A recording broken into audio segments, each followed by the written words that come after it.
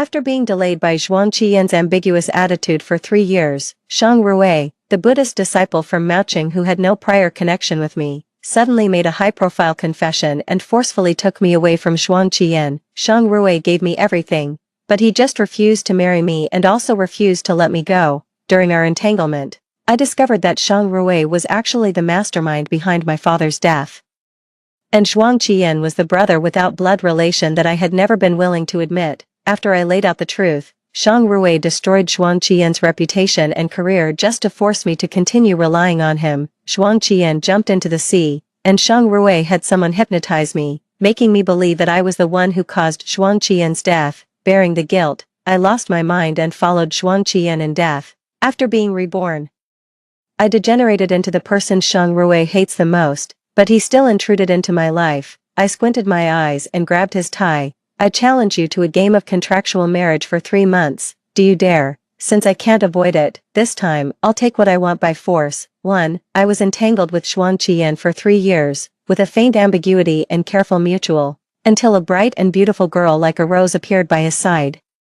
She hooked her arm around Zhuang Qian's and sized me up. With a smile, she teased, "Senior, so this is your ideal type." Zhuang Qian was embarrassed and at a loss. He coughed twice and said, "Lin Li and I are just colleagues." The grievances welled up like a tide, choking my breath. For a full 3 years, in his words, we were just colleagues. The coat he put on my shoulders during overtime. The ease where we took shelter from the rain together when it rained. The warmth of our fingers interlaced during team building. All of these seemed to mean nothing. The rose affectionately grabbed my hand. "Senior is really a blockhead. The way you speak makes her so embarrassed." I stubbornly pursed my lips and smiled, trying my best not to show that I cared too much. In the most miserable year of my life, Shang Rui, who suddenly appeared, gave me a love that was like a home invasion.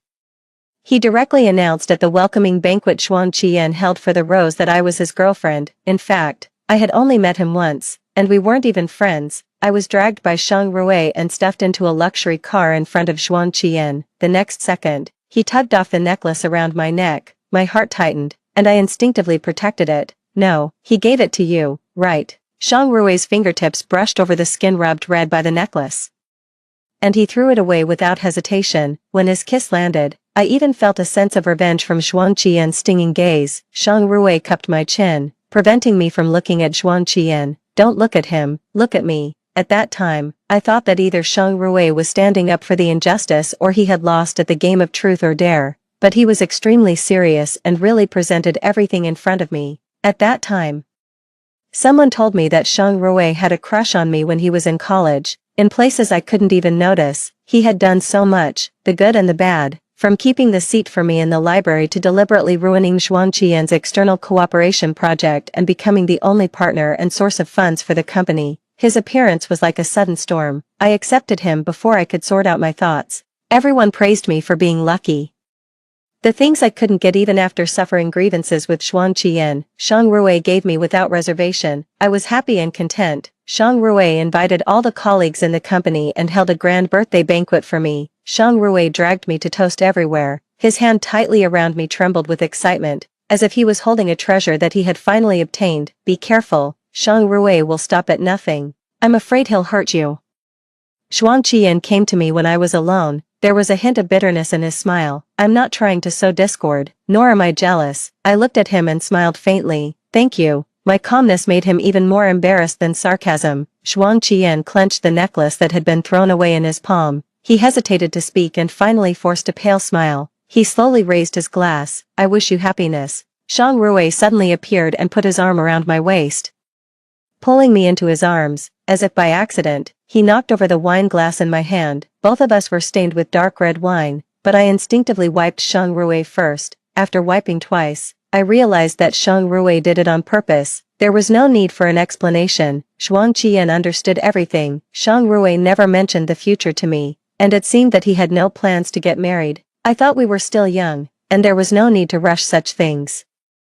It would happen naturally, until I heard his brothers teasing him and asking when he would marry me. Shang Rui just responded indifferently. "I'm tired of her. I thought she was the moon that I couldn't reach, but it's just a stone after I got her." There was a burst of laughter. "You insisted on picking the moon, but you don't want it now. What about Lin Li?" Shang Rui leaned on the sofa, looking lazy. when I'm completely tired of her. If Shuang Qian still wants her, I'll give her back to him.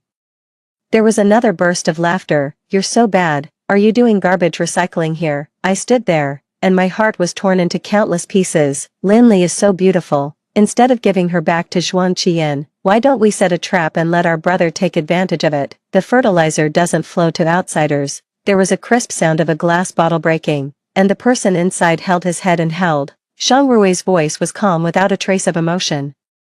I'll pay for your medical expenses. Don't have any ideas about Linli in the future. 2. When I confronted Shang Rui, I thought he would act out a bitter scene of regret as usual, but he was surprisingly calm and silently helped me pack my luggage. I felt uncomfortable, but I suppressed my emotions. We're all adults, and everyone has to take responsibility for their choices. I chose Shang Rui. At least he was nice to me before. We should part ways amicably, and I can't blame anyone. Before leaving, I asked Shang Rui if he had anything to say to me. Shang Rui ruffled his hair and sneered, full of evil charm. If you find out that the last words I said to you are my last words, will you remember it for a lifetime? I couldn't stop trembling. Shang Rui was full of possessiveness. He could give me up immediately when he was tired of me, but I can't leave him. He offered to take me to Shuang Qian. Shuang Qian and the Rose were kissing in the office.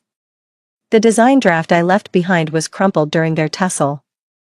Shang Rui glanced at me, with a playful smile on his lips. There was contempt and mockery in his eyes, as if he was enjoying the feeling of controlling everything. Let's go home. He reached out to drag my suitcase, but I instinctively avoided him. There was a commotion inside. Shuang Qian pushed the Rose away and clumsily picked up the scattered design drafts on the floor while wiping the lipstick off his lips. Shuang Qian, what do you mean? The girl was so proactive, and you?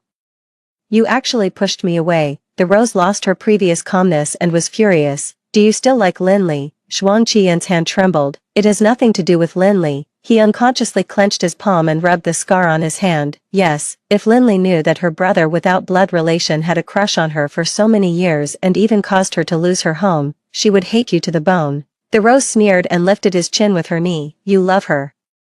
But you don't dare to admit it. Shuang Qian's Adam's apple rolled, and his hand holding the design draft trembled slightly. The Rose leaned in again and kissed his lips forcefully. You can treat me as a substitute for Linli. I don't care. My pupils shook like an earthquake, and then I turned my head to avoid the sight. Shang Rui reached out again to drag my suitcase, and this time I didn't resist. Linli, let's go home. A kiss landed on my forehead. With his usual dominance and absolute possessiveness, I suddenly looked up into his eyes and caught a trace of cunning that he didn't have time to hide. Shang Rui, did you already know about this and deliberately brought me here to see it? Then you should thank me for helping you get out of this messy relationship that can't see the light. Shang Rui put his arm around my waist, with his chin resting on my shoulder. His voice was particularly low and ambiguous in my ear. As long as the result is good, it doesn't matter what means are used. 3. I didn't know I had a brother until I was 6 years old. Since he showed up at the door with a shabby suitcase, my originally harmonious family was filled with quarrels. Someone told me that my mother couldn't conceive a baby, so she adopted my brother from the orphanage. My brother was just getting used to life at home. Before the formal adoption procedures were completed, my mother got pregnant with me. So she changed her mind and didn't want my brother anymore. My father had no choice but to send my brother back to the orphanage, but he had been sponsoring him all these years, until he came back with a suitcase again. My father wanted to keep him, but my mother insisted on driving him away. My brother and I were eating outside while my parents were arguing in the inner room with the door closed. I shrank my neck in fear, and tears rolled into my rice bowl. My brother was like a heartless eating machine, shoveling food into his mouth, indifferent to everything happening at home. The result of the quarrel was that my mother dragged me back to her parents' home. A month later, my father finally came to pick us up, but my brother silently followed behind him, like an annoying shadow. Sure enough, my parents had another fierce quarrel. I covered my ears and crouched in the corner crying. My brother handed me a lollipop. With a clumsy smile full of flattery on his face. Don't cry, Ali, have some candy. I reached out to take it and threw it far away. I hate you. You always make mom and dad quarrel. This isn't your home. Can you just leave? My brother silently rubbed the corner of his clothes, and his figure seemed to shrink. Later, my parents finally decided to send my brother to live in the school dormitory. I could only see him once a month. As I grew up, I became more and more curious. Since the adoption wasn't successful, Why was my father so concerned about him? I rummaged through the bookcase at home and found the adoption certificate. I opened it with a smile, but I couldn't smile anymore. The adoption certificate didn't have my brother's name on it, but mine. The whole story was completely reversed. My father had been divorced, and my brother was his child with his ex-wife. My father and mother formed a new family, but she couldn't get pregnant. So they adopted me from the orphanage. So my brother was half an outsider in this family, and I was the real outsider. After learning the truth, I became rebellious and refused to go home. Even though I knew my brother was innocent, I still couldn't accept his existence. My father finally decided to send my brother back to his ex-wife. Although he knew that his ex-wife had remarried and my brother would be tortured by them after going back. Before leaving, my brother red-eyed and held my hand, asking me if I could let him stay. I shook my head and naively comforted him that my father would send living expenses to his biological mother every month. With the money, she definitely wouldn't abuse my brother anymore. On the way to the long-distance bus station to send my brother off, my father had a car accident. When my mother heard the news, she had a heart attack and passed away. At the funeral, my brother limped while holding my father's urn, stubbornly refusing to shed tears. I looked at him with hatred in my eyes. I thought he must hate me too. We were too young. He was taken away by his biological mother, and I lived with my aunt. Before we separated, my brother said word by word as if swearing, "Ali, in the future, your brother will come to find you. I will take care of you and never let you cry again." I shook my head vigorously. "I don't want to see you again. I don't want to see you for the rest of my life." The memories of the past were messy and fragmented. The blurry shadow of my brother gradually overlapped with Xuan Qian. I slept in a daze for a day and a night. When I woke up in a trance, I saw Shang Rui tidying his collar and preparing to go out. When he saw that I was awake, he replied calmly, "I'm going to gather with my brothers. You can rest by yourself tonight. Don't wait for me." My temples were throbbing, and it hurt badly. I ruffled my hair and sat up. Mechanically, I sat down and combed my hair. "I won't wait for you. I'm going out too." Shang Rui thought I was being angry with him. Without asking any extra questions, he just coldly said, "As you wish." I heard the bedroom door slam shut. The next second, Shang Rui came back. He casually threw his coat on the bed and forcefully tore open the front of his shirt with his right hand. "Are you going to find Xuan Qian again?" Two buttons popped open and rolled under the bed cheerfully. Disappearing from sight, he grabbed my wrist and dragged me in front of him. His eyes were full of paranoia and unwillingness. "Linley, are you being cheap? Xuan Qian is so spineless. He doesn't even have the courage to tell you the truth. What's so worthy of your nostalgia about such a man?" I turned my head away and avoided his gaze. "It has nothing to do with romantic feelings. I just want to make things clear with him." Shang Rui pinched my chin, forcing me to look him in the eye. His voice was cold. "You can tell me anything you want to say to him. Can you stop being crazy? To me, he's just a symbol whose appearance and name I can't remember. We have no blood relation and no feelings, no matter what his feelings for me are. I shut him out when he needed his family the most. Now I just want to make up for it. Stop feeling sorry for yourself. What you want to give is not what he wants." Shang Rui's fingers gently stroked my wrist. "Have you ever thought that he doesn't want a family at all? He just wants you." His voice coiled around my ear like a sticky and alluring spider web, cold and eerie, making me feel uncomfortable for no reason. "Shang Rui, that's enough, enough." I struggled so hard that Shang Rui let go in a hurry. Maybe I had always been so gentle and tolerant in front of him. The sudden toughness made him feel at a loss. I trembled with anger and spoke incoherently. "You tried to destroy everything around me and left me with no way out. Why do you hate me so much?" Shang Rui's eyes burned with a wildfire, and a tide of anger surged within him. For a moment, I felt that his hatred was about to pour down on me like a tempest. I watched as he pulled out his tie and took a few steps back until the coldness of the wall seeped through my clothes. "Don't come any closer," my fear reflected in his eyes. Torn into a chaotic and out-of-control despair, Shang Rui raised his hand, but he wrapped the tie around his own hand. The hoarse voice that escaped him was like the mournful cry of a trapped beast. "Ali, don't be afraid of me. Don't push me away. Look, I will never hurt you." I shook my head instinctively, still filled with fear. He had gone to great lengths to get close to me, occupied my life without warning, and now that he was tired of me, he still wanted to keep me trapped.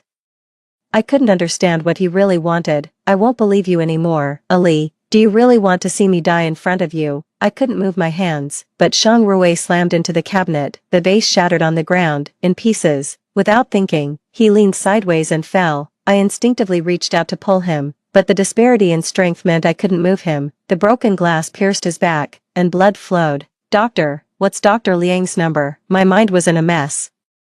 And I was completely panicked. "Call for emergency. It's quicker to call for emergency." Shang Rui reached out and grabbed me, pulling me tightly into his arms. My weight pressed on him, adding to his injuries. "I've caught you." I saw his face contorted with pain, cold sweat sliding down his Adam's apple and into his collar. The next second, he laughed hysterically. "Ali, stay by my side, don't go anywhere." He was a madman, since he couldn't trap me with his feelings.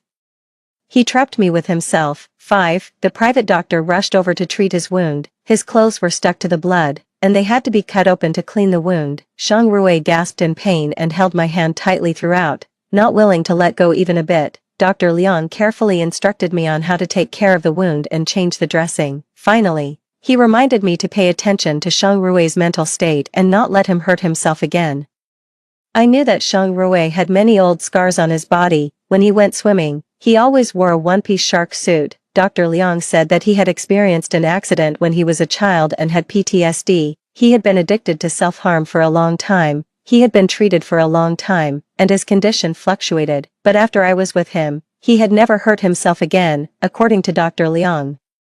I might have formed some kind of psychological compensation for him and stopped his self-harm behavior. When I decided to leave, he hurt himself again. This was the reason why, even though he was tired of me, he still wouldn't let me go. I stayed by Shang Rui's side and didn't sleep all night, looking at his troubled face even in his sleep. For a moment, I seemed to reconcile with him. Whether I love him or not isn't that important. I'm willing to stay by his side as his medicine. At worst, I can think of it as doing good deeds. I had a lot to say to Shang Rui, but just as the sky was turning bright, a message came to his phone. I saw the avatar that was jumping on his WeChat. It was the bright and passionate Rose that I was all too familiar with. "You were right." I took out the design drawings of the foreign designer and questioned Lin Li for plagiarizing someone else's design. Xuan Qian panicked completely. Usually, he's so sensible, but this time he was like a fool, letting me manipulate him, trying every means to protect Lin Li's reputation. Xuan Qian revealed the project's base price to me. There's no way to avoid his downfall and loss of reputation. I really don't understand. Why did you go to such lengths to ask me to bring down the company you invested in? Just like I don't understand why Xuan Qian would sacrifice so much for Lin Li. After a series of emotions from the Rose, Shang Rui simply replied, "You don't understand human nature. Rose, you have no humanity." The last message she sent was, "It went too far." Xuan Qian jumped off that unfinished building by the sea. 6. When I saw Xuan Qian again, he had already become a cold body in a black bag. I didn't even have time to say a word to him before losing my family again. Shang Rui stumbled and supported the door frame. Blood seeped through the shirt on his lower back. He tried to trap me with himself again. "Ali, don't be like this, it hurts so much, I need you."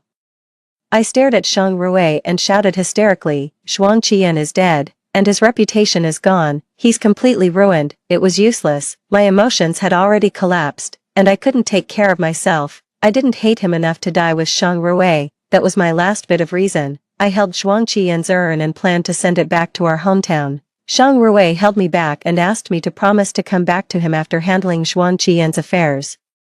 There was a bitter smile on my lips, and I was physically and mentally exhausted. "Shang Rui, I don't want to play this game with you anymore. You're another brother that I don't want to admit, right?" Those past events came to my mind when Dr. Liang told me about Shang Rui's PTSD. That car accident took away my father, and then I lost my mother. The other party in the car accident was also a father and son. The son threw a tantrum and grabbed the steering wheel, which ultimately led to this tragedy. On the day of the funeral, his father pushed him several times. He finally summoned the courage to come to me and said that he could be my brother and cover my compensation and living expenses until I was an adult. I slapped him in the face. "I don't want the money, and I don't want a brother. I want my alive parents." The reason why I could relieve Shang Rui's self-harm behavior was that I was the root of all this. Fate is so mysterious. What it gave me was completely different from what I wanted. "Ali, I'm just afraid that you'll leave me. I want to monopolize your feelings." I went to see Xuan Qian. As long as he took the initiative to stay away from you, I was willing to give him any compensation. If he accepted, all these tragedies wouldn't have happened. Shang Rui didn't deny it but just begged humbly. Xuan Qian's matter was an accident. I didn't expect him to be so extreme. There were clearly countless ways for him to make a comeback. but I don't know why A broken voice escaped from my throat. I know, Shang Rui was a madman, and so was Xuan Qian. He knew that his methods were far from as sophisticated as Shang Rui's. He sacrificed his life so that I would never forgive Shang Rui. When I left this city, I thought it was all over. Not long after Zhuang Qian was buried, Shang Rui knocked on my door late at night, holding me tightly in his arms with rain all over him. I'm sorry, Ali, I can't live without you. He absurdly hypnotized me. Even more absurdly, I didn't forget Zhuang Qian's death but firmly believed that I was the one who caused it. I started to lose my mind, and my behavior became extreme. Shang Rui asked someone to treat me many times, but there was no improvement. Shang Rui hugged me with regret countless times and begged me not to hurt myself anymore. He took the hand that was holding the glass shards and scratched it towards his own neck. Ali, let yourself go. It's not your fault. Take it out on me. Please don't torture yourself anymore. I looked at him and giggled, constantly calling Zhuang Qian's name in his face, because I was just pretending. The doctor couldn't cure someone who was faking illness. I don't want to live this life anymore. And neither does he. Since I can't escape, I'll punish him with the rest of my life, until one day, the aunt who took care of me flipped through the photo album and pointed at the little boy in the picture, laughing. Why do you have a photo of young Master Rui when he was a child? I've really never seen him looking so malnourished, like a skinny monkey. The whole world collapsed. That day, I ran out barefoot and made the same choice at the place where Zhuang Qian ended his life. But the moment everything in front of me sank into the abyss, the whole world lit up again. The rose hooked her arm around Zhuang Qian's and sized me up, smiling and teasing. Senior, so this is your ideal type. Zhuang Qian was embarrassed and at a loss. He coughed twice. Lin Li and I are just colleagues. I was reborn before I reunited with Shang Rui. 7. I looked at Zhuang Qian, and tears welled up in my eyes before I could say a word. The rose deliberately teased. You're trying so hard to distance yourself. She's feeling wronged. I raised my arm and rushed into Zhuang Qian's arms, hugging him tightly. Zhuang Qian was at a loss, his fingertips curled up and resting on the top of my head. When he lowered his eyes, his Adam's apple rolled rapidly, and his ears turned a faint red. What's going on, Lin Li? What's wrong with you? His embrace was still warm, not the cold body in the black bag that could no longer respond to me. I reached out and grabbed the hem of his shirt, pulling it hard. Zhuang Qian hurriedly held onto his clothes, his face blushing like it was on fire. Lin Li, what are you doing? I asked him in a hoarse voice. Do you have a lot of old scars on your back, from the car accident? A trace of unbearable pain flashed in Zhuang Qian's eyes, and he seemed to be falling apart. His reaction confirmed everything. I had preconceived the identities of the two of them.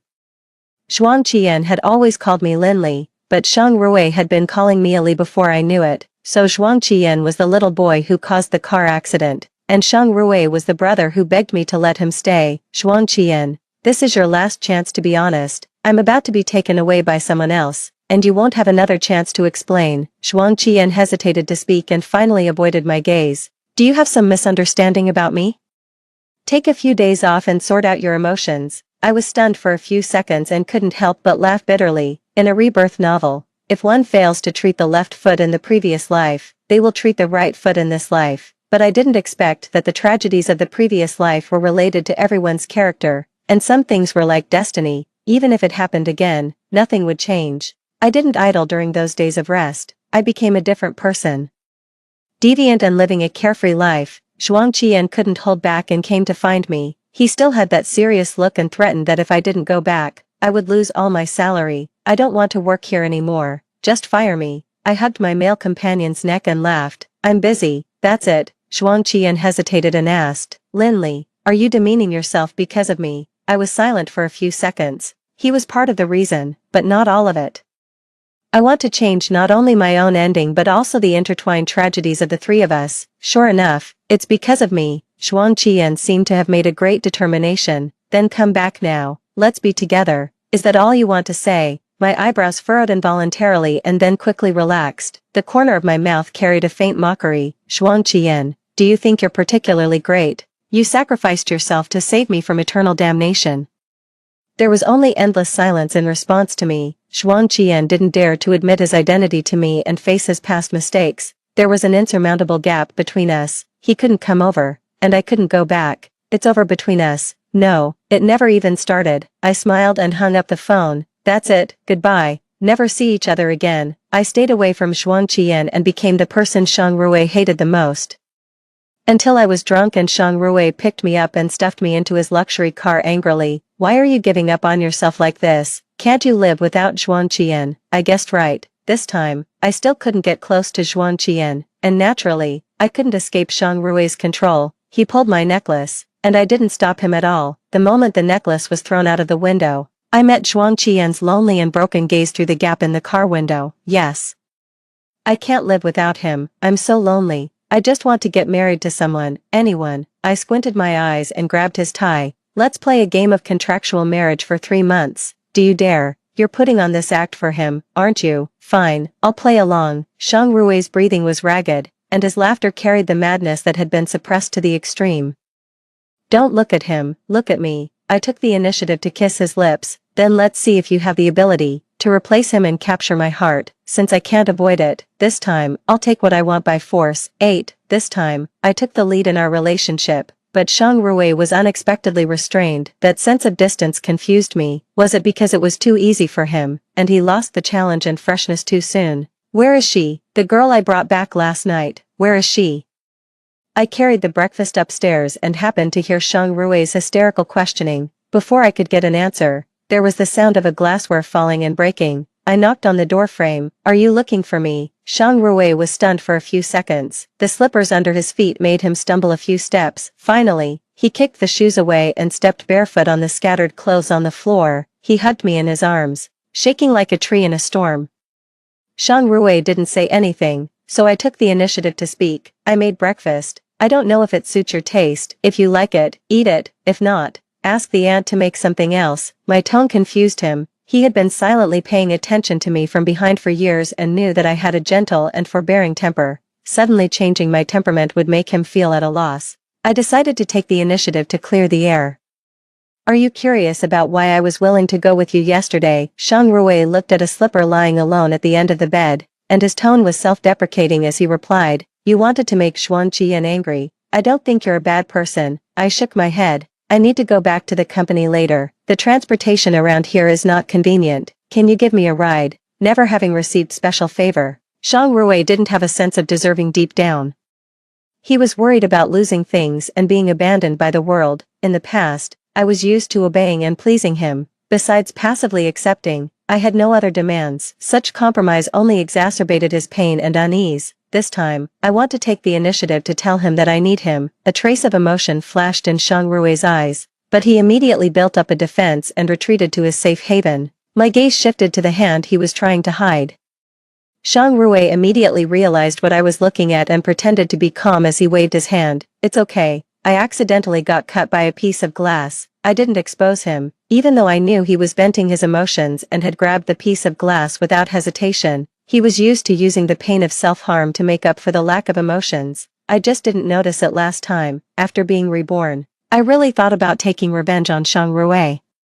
So I went to inquire about his past in advance. His stepfather didn't like this burden at all and would beat and scold him at every turn, until one day, his stepfather got into a conflict with someone and died accidentally. His biological mother took the compensation and soon remarried. The person she married this time didn't have a child, so he treated Shang Rui as his own son and doted on him. Shang Rui also changed his name, rising from the mud to the sky. His name, appearance, and temperament all changed. No wonder I couldn't recognize him. I didn't realize when he reappeared by my side and did all the decent and indecent things. After being in the rain for so many years, now that he had an umbrella, he just wanted to hold up a roof to shield me from the wind and rain. At that moment, I gave up on revenge. Shang Rui wasn't bad, he just didn't know how to love others. When applying medicine to Shang Rui, his eyes were fixed on me, as if he couldn't feel the pain at all.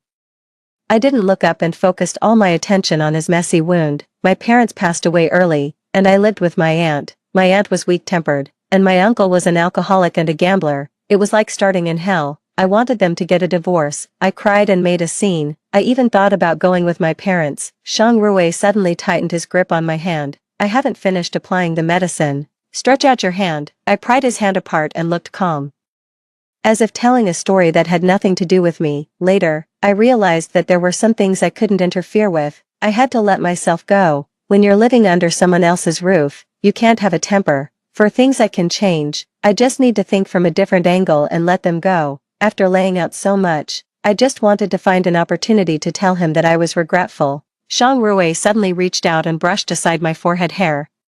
When his fingertips stopped, his pupils dilated slightly, as if tracing my outline. The warmth of his fingertips seemed to cross the years and come to me. It was late, but it was still comforting. But Zhang Ruwei suddenly curved his lips, and my shrunken reflection was reflected in his dark pupils. The person who made you suffer so much is really damn. I swallowed the words that followed awkwardly. Redemption wasn't that easy. He reached out and stroked my hair, his eyebrows furrowed in pain. But he was addicted to this pain and didn't plan to stop. For him, the happiness obtained through pain was real. I gently pushed his hand away. Your hand is seriously injured, you'd better not drive. I can just find a ride-hailing car. Zhang Ruwei suddenly leaned closer. What? Are you afraid Xuan Qian will see? I've been too kind to him, and he just won't listen. I've resigned and I'm going to get my design drafts back. I stood up with a cold face. You can follow if you really want to. But I might look ugly when I quarrel. I'm afraid you'll lose your good impression of me. Zhang Ruwei was stunned for a few seconds, and then he lowered his head and couldn't stop laughing. I knew what he was laughing at. He had been scolded by me, and he had also seen me scold Xuan Qian. I turned to leave, but Zhang Ruwei suddenly called out to me. Does the 3-month contractual marriage still count? Yes. 9. When I returned to the company, Xuan Qian didn't lose his temper. Instead, he coldly urged me to go back to work. I cleared my throat and was about to announce my resignation. Everyone, stop for a moment. I have something to announce. Xuan Qian suddenly interrupted me. I'm in a relationship with Linley, but it won't affect our work relationship. Everything will remain the same in the future. I was both angry and amused. What was this? Charity, you might have misunderstood. My wife is a very devoted person. Zhang Ruwei swaggered in and put his arm around my waist. If you had any wrong ideas, it's because she's a nice person. Zhang Ruwei was the company's only partner and source of funds, in short, the benefactor, and everyone knew him. Everyone looked at each other, and the way they looked at me was somewhat meaningful. Whether I was cheating or Xuan Qian had tried to make me flirt with Zhang Ruwei but it had backfired, I was the one who looked the least decent in this situation. There was an awkward silence. It was Xuan Qian who spoke first. Even in a relationship, you can't call her that casually. It's impolite. I almost rolled my eyes. Was that the point? Zhang Ruwei looked at me, and the corner of his mouth curved into a triumphant arc. We're married, and it's only natural to call her wife. Even if he was just talking nonsense, I didn't bother to refute. I turned and went back to the office. Zhang Ruwei was stunned for a few seconds, and then he suddenly reached out to stop me. You've already resigned. I've resigned, but I still want to get my design drafts back. Zhang Ruwei's smile was a bit unnatural. I'll support you in the future. Those rejected drafts can be thrown away. I shook off his hand and kicked the door open. The Rose sitting inside was flustered. On the computer desktop were her design drafts overlapping with mine and those of a foreign designer, and there were traces that she couldn't delete and modify in time. I raised my voice. What do you mean? I haven't even left, and you're blatantly copying my design. The Rose waved her hands and denied it. No, I didn't copy your design. I just wanted to check. I immediately interrupted her, caught in the act. Do you still want to deny it? I knew she was trying to change the details of my design to make it exactly the same and then accuse me of plagiarism. Most of the time, the one who strikes first takes the moral high ground, but I knew that Zhang Ruwei had instructed her to do this. Not only would Xuan Qian try to minimize the matter for her reputation, but Zhang Ruwei would also protect her. I strode up and picked up the cold coffee on the table that had been there for who knows how many nights and poured it on her. The laptop was soaked. It crackled for a while, and a blue flame burst out. The documents and paper design drafts on the table that hadn't been cleaned up were all affected. The Rose was stunned. She patted the coffee stains on her body, and there were sobs in her throat. What are you doing? I'll compensate for the broken computer, but my design belongs to me alone. No one else can steal it. I won't give her a chance to fight back. The computer is broken, and the paper drafts are gone. I can't insist that she plagiarized, and she can't prove her innocence either, since there is no evidence left. It's the same for both of us. I turned and left. The Rose was unwilling to suffer in silence and sneered. Whether it's reasonable or not needs to be judged by everyone. You destroyed the evidence first. Maybe there's something wrong with this draft, and you're feeling guilty. Speak with evidence. I glanced at Xuan Qian and raised my eyebrows slightly. I caught you tampering with my draft. You suspect me but only by words. If you can't produce evidence, it's slander. So many colleagues can testify that you deliberately spread rumors and damaged my reputation. Xuan Qian stood in front of the rose, his voice extremely serious. Linley, stop making a scene. There's no need to involve our personal matters in our work. Don't target Shamay like this. I looked at his eyes and suddenly felt strange, for a moment. I really wanted to slap him hard and tell him that everything I did wasn't out of spite but to save him. Grievance filled my chest, and my eyes turned red before I could say a word. If I left without clearing things up today, he would still think that I was being jealous and unreasonable. Since there would be misunderstandings anyway, I might as well confirm them. Yes, I'm targeting her. After all these years of entanglement, I'm tired and have seen through it.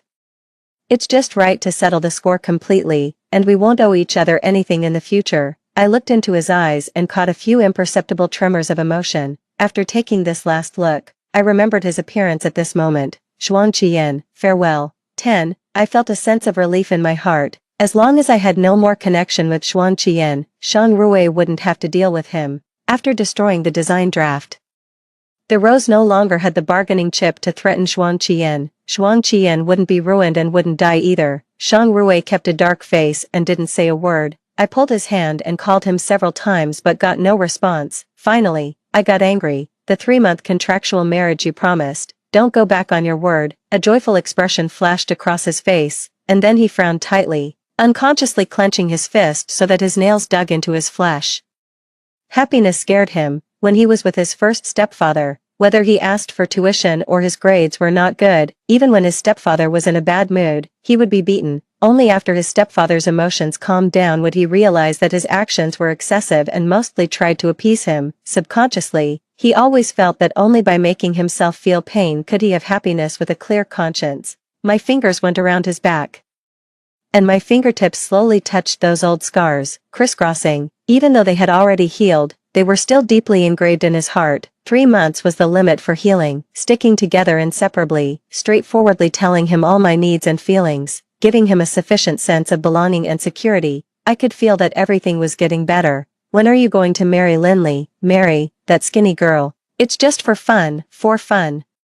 Does Shang Rui look like he's just playing around? When I heard his brothers teasing again, I almost pushed the door open and scolded them. Suddenly, someone interrupted. Be careful, Xiao Mei is here. Through the glass, I saw the rose sitting opposite Shang Rui, crossing her arms, looking like she was here to accuse him. It doesn't matter. I don't care. Marry whoever you want. Don't think too much. It won't happen. Shang Rui poured the wine down his throat and only left a sentence.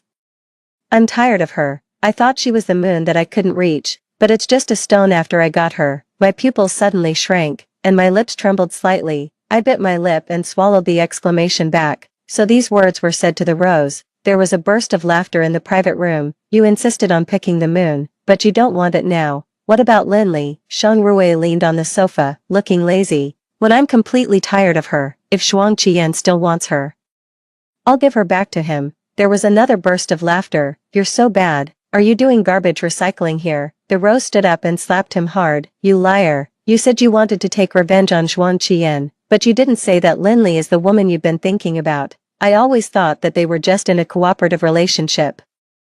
And that's why Shang Rui calmly sent the rose to Xuan Qian's side. It turned out that I wasn't the only one who was stupid. There was a dead silence in the private room. You've been sweet-talking and acting in front of me every day. Aren't you tired? The rose's voice trembled. What do you take me for? A part of your game with Linley? The rose suddenly opened the door, and I didn't have time to dodge. Shang Rui looked at me in shock, his eyelashes trembling, looking flustered and at a loss.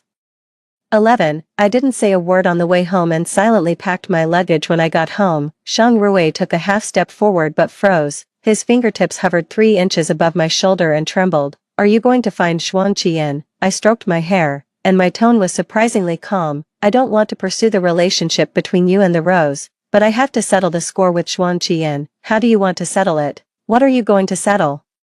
Shang Rui pulled me into his arms, and there was still paranoia and unwillingness in his eyes. Have you ever thought that he doesn't want a family at all? He just wants you. I faced the wildfire and the tide of anger in his eyes again, but my state of mind was completely different. You tried to destroy everything around me and leave me with no way out. I know you're afraid of losing me. My tone was calm, but it doesn't matter. You don't have to do anything, and you won't lose me.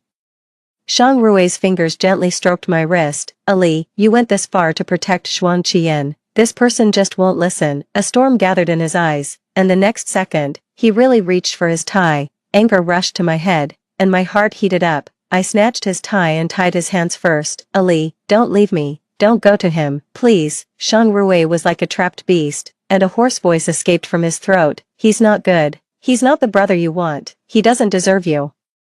How long are you going to act? Is it only by taking Xuan Qian's identity that you dare to express your love openly? I forcefully opened the drawer and took out a lollipop. There was no need to say more. We both understood. Shang Rui trembled all over. Ali, don't be afraid of me. Don't push me away. His emotions completely collapsed, and nothing I said could soothe him. He leaned over and planted a kiss. If everything could be repeated, I would never drive you away again, this time. I won't let him use himself as a prison to trap me. The morning light made my eyes ache. When I opened my eyes, I realized that I was in such a hurry yesterday that I didn't even have time to draw the curtains. As soon as I got out of bed, Shang Rui groped the bed sheet with his fingertips, then he turned over and sat up like a panicked little beast. I stood barefoot on the ground and subconsciously turned around to soothe him. I'm here. Shang Rui propped himself up and pulled me back into his arms. Xiaomei is my junior schoolmate. I did use her. It's my fault. Xuan Qian killed my father. Why should he feel at ease and not be punished? I wanted to take away the most important person to him. I just didn't know that person was you. I didn't answer. The fact that he took the initiative to face me and our past was already the greatest reconciliation. Silence was enough. There was a noise outside, and the aunt knocked on the door. Young Master Rui, something big has happened. Come out and take a look. 12. But he was extremely serious and really presented everything in front of me. This time, the Rose didn't get what she wanted from Shang Rui and decisively betrayed him, siding with Xuan Qian. Since the Rose could help Shang Rui harm Xuan Qian, she could naturally help Xuan Qian harm Shang Rui. I went to the detention center to visit Shang Rui. He looked as if the sky was about to fall. Babbling that I should go straight for my future and not waste time waiting for him, I agreed, and he looked wronged as if he couldn't go on living. Why shouldn't I wait for you? When the 3-month contractual marriage expires, you can become my official partner. Shang Rui was stunned for a few seconds and then laughed with his head lowered. He put his hand on the glass. Even through the cold glass, I could feel the warmth in his palm. When I came out of the detention center, Xuan Qian immediately came up with an umbrella. It's raining. Why didn't you use an umbrella? I turned to look at him. The shoulders of his suit were stained with deep and shallow watermarks, but the hand holding the umbrella stubbornly leaned over my head. I took a step closer to him. Xuan Qian subconsciously dodged. Then he reacted and immediately curved his lips, opening his arms and waiting for me to throw myself into his arms. But I just leaned in front of him and asked softly. You were reborn too, right? I don't know what you're talking about. The smile froze on Xuan Qian's face, and his action of avoiding my gaze became more deliberate. I shook my head and said with certainty, you know, after being reborn, he never missed any of the turning points in the development of my relationship with Shang Rui. He deliberately kept a distance from me, exposed his weaknesses, and tried to win over and protect the Rose. He planned carefully, looking for opportunities to sow discord between the Rose and Shang Rui, and finally used me to completely turn the Rose against Shang Rui. I don't like doing those underhanded things, but I'm willing to do them for you. Xuan Qian finally stopped pretending. He stroked my hair and gently tucked it behind my ear. Without him meddling, we can finally be together with peace of mind. The past is in the past, but it doesn't mean I've forgiven you. I didn't choose you before, and I still won't choose you this time. I pushed away his umbrella and walked alone into the distance. The rain wet my hair and clothes, and the damp and refreshing air made me especially sober and happy. The fates of the three of us have changed, and that's better than anything else. Xuan Qian called my name from a distance. Linley, I'll withdraw some of the evidence. With insufficient evidence of guilt, Shang Rui will be released soon. I waved my hand as a thank you and didn't look back. Xuan Qian is the scenery along the way, and Shang Rui is my destination. I see everyone else as ordinary plants, but only you are like a green mountain. Story 2. After my stepsister caused my death, the schizophrenic genius scientist abandoned his life's research and avenged me in a frenzied act of self-destruction. When I opened my eyes again, I had been reborn at the moment I first witnessed his breakdown. Talking to himself, he appeared wildly disturbed, this time. Instead of running away in fear, I cautiously approached and grasped his scar-covered arm. What are you researching? Can you tell me? I asked. He paused for a moment, researching, Joyce, my name, at the moment when I was completely engulfed by the waves. What I saw was Jojo's smug expression, "Goodbye, my dear sister, only with your death can the family wealth and Leon be mine." It was only at that moment that I realized Jojo, who always appeared innocent and frail, harbored deep schemes and ruthless ambitions, perhaps driven by intense hatred. My soul lingered after death, floating in midair, and followed Jojo home. I watched as she tearfully announced my death to our ill father, who was literally infuriated to death. Jojo. With Joyce's family gone, she and her mother naturally inherited all the family assets, enjoying great splendor. On the day Jojo married Leon in my place, the ceremony was grand and spectacular. She wore my wedding dress, smiling like a victor. Leon and I had a business marriage without any real emotion. It didn't matter to him whom he married, as long as it benefited the family. I thought it was just that. But when I saw the tender affection in Leon's eyes, I suddenly realized that he and Jojo must have been involved much earlier. A boundless hatred overwhelmed me, nearly tearing me apart. I was filled with hate and regret. At that moment, a Bugatti charged onto the lawn at lightning speed, creating a piercing crash. The guests at the scene instantly panicked and scattered. The Bugatti didn't stop. It continued circling the venue, wreaking havoc on Jojo's meticulously arranged setting. Finally, it braked sharply in front of Jojo and Leon. The door opened, and out stepped a man, his presence dark and crazed. It was Jason, the globally renowned genius scientist. The last time I saw him in the news was 2 years ago. He had secluded himself to work on a project. "This project is my life's pursuit. Without completing it, my life would be meaningless." After that, he vanished from the public eye. I never imagined Jason would appear at the wedding, and even less so to avenge me. Jason, holding a sharp knife, charged at Jojo without hesitation, his eyes filled with hatred and despair. Jojo tried to escape, but he caught her, and just within 2 seconds, the sharp knife slashed her throat. In what seemed like an act of vengeance, Jason repeatedly stabbed her, each stab accompanied by a tear. "You killed her. I couldn't even bear to look. Yet you killed her. You go accompany her in death. Go to hell and atone for your sins." Jojo was beyond dead. Jason turned, his gaze falling on Leon, who was preparing to flee. "You can't escape either." He charged like a cheetah, blinded by rage. Someone must have called the police. As the sound of sirens began to wail, the sky was overcast, and raindrops pounded down. Blood was smeared everywhere, surrounding the desperate and suffocating Jason. It was as if all his strength had been drained. He fell to his knees and wept. "My research, the pursuit of my entire life, gone. Joyce, I'm coming to join you." From the bottom of my heart, I cried out. Jason, when I opened my eyes again, I was back to being 18 years old. There were no weddings, no bloodshed, just a tightly closed door. My heart trembled as I stared in disbelief at the door. There was a cute little bear doorbell on it. It was a gift from me to Jason, a gesture to win him over. Jason had transferred to my school in his second year of high school and was my desk mate. He was quiet and reserved, often daydreaming during class, yet his grades were far superior to ours. Curious and envious, I tried to get closer to him, hoping he could tutor me. Today, the class monitor had organized a gathering and sent me to call Jason. In my previous life, when I came to call him, I happened to witness one of his episodes. He was talking to himself, his expression frenzied. I was scared and fled. Only later did I learn that Jason had schizophrenia. That's why he transferred here. After that escape, I never saw Jason again. He transferred to another class the next day. Deliberately avoiding me, I took a moment to compose my heavy heart, raised my hand, and pressed the doorbell. Jason opened the door and seemed surprised to see me. Joyce, the clear, young man stood before me, his body carrying a pleasant scent of gardenia. At the sight of him, my nose tingled, and my voice was slightly choked. "Are you coming to the class gathering today?" He frowned slightly. "Come in first." After entering, I noticed the surveillance at the entryway. Further inside, the living room had cameras too. These were things I hadn't noticed in my previous life. Jason poured me a glass of water. Seeing the redness around my eyes, there was a hint of worry and sympathy in his gaze. "Have you been bullied?" I took the water, smiling and shaking my head. "No, just had a little argument with my dad." Jason was silent for a moment. "Are you going?" "I am." Jason then looked up and slightly curved his lips. "Good. Let me change my clothes." "Okay."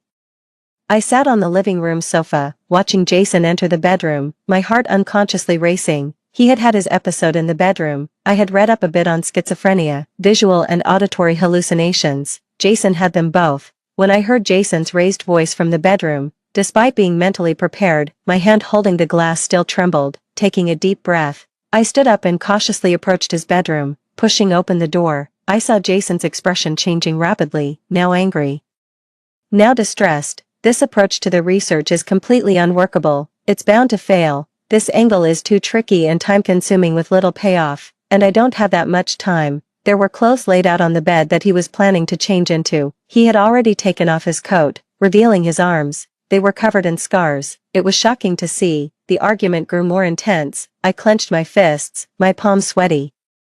It wasn't until Jason calmed down and sat on the bed with a thump, frustratingly clutching his hair, that he exclaimed, "What should I do with this research?" After saying that, he fell silent for a long while. That's when I carefully approached him, holding my breath as I drew near. Jason, he didn't respond, just kept his head down, deep in thought. I noticed the crisscrossed scars on his arms and felt a tightness in my chest. Gently, I reached out and took his wrist, asking again, "Can you tell me what you're working on?" I remembered Jason had joined a research project at university and had made quite a name for himself. Jason stiffened for a moment, then mechanically looked up. His gaze was distant and wooden. He stared at me as if trying to recognize me. After a long while, a hint of joy sparked in his eyes, and he gripped my hand back. "I'm researching, Joyce," he said. A jolt went through my heart. Joyce. Was he researching me, triggered by something? Jason began to talk nonstop. "Who are you? You look like her. I like her. Can you give me some advice? I want to confess my feelings to her, but I'm scared. I'm sick. I should wait, but I can't. I really like her. Please help me." I snapped back from my shock. Tears had welled up in my eyes. "You should tell her directly. She won't reject you." No one knew that I had once had feelings for Jason. Who could resist a good-looking, smart guy during their teenage years? But later, due to fear, hesitation, and the erosion of time, those youthful heartbeats were buried and forgotten. Jason's eyes brightened at my words. "Okay." After the excitement, he seemed a bit tired. I helped him lie down, and he held on to my hand, refusing to let go. "Stay with me. I don't want to be alone." I sat by the bed and nodded. "Okay, I'll stay with you." Jason finally closed his eyes and gradually fell asleep. I looked around his room, noticing there were no sharp objects anywhere, and the door wasn't even locked, making it easy for me to enter. Yet, there were so many scars on his arms, and in such a large house, he was all alone. Jason, a wave of sorrow spread from my heart to every part of my body. The class leader sent me a message asking about my progress. "Jason won't be coming. Something just came up at home for me, so I won't make it either. Have fun without us." Alright then. The sun outside was scorching, its rays piercing through the window onto Jason's face, causing him to furrow his brow in discomfort. I carefully pried his hand open and went over to draw the curtains shut. His expression softened. I had intended to wait for Jason to wake up, but my phone rang again. This time, it was a message from my dad. He had already warned me earlier that he would be bringing JoJo and her mother, Mona, back home, and now he was asking if I was at home. I glanced at Jason, still lying on the bed. "I'm here. In my last life, Mona married into our family right after I graduated. My dad, fearing disharmony, had allowed them to live with us for a year. During that time, JoJo and her mother played their parts perfectly, completely deceiving both me and my father. This time, I was determined not to let them through my door." After leaving Jason's house, my bodyguard drove me back. As we arrived at the villa, I saw JoJo and Mona looking around in surprise, their eyes filled with excitement and greed. My dad, naively, was showing them around the house. With a stern face, I ordered the bodyguard, "Hit them." The bodyguard, shocked, responded, "Miss, hit them." At that moment, my mind was filled with the bloody tragedies of my previous life. I was so full of hatred.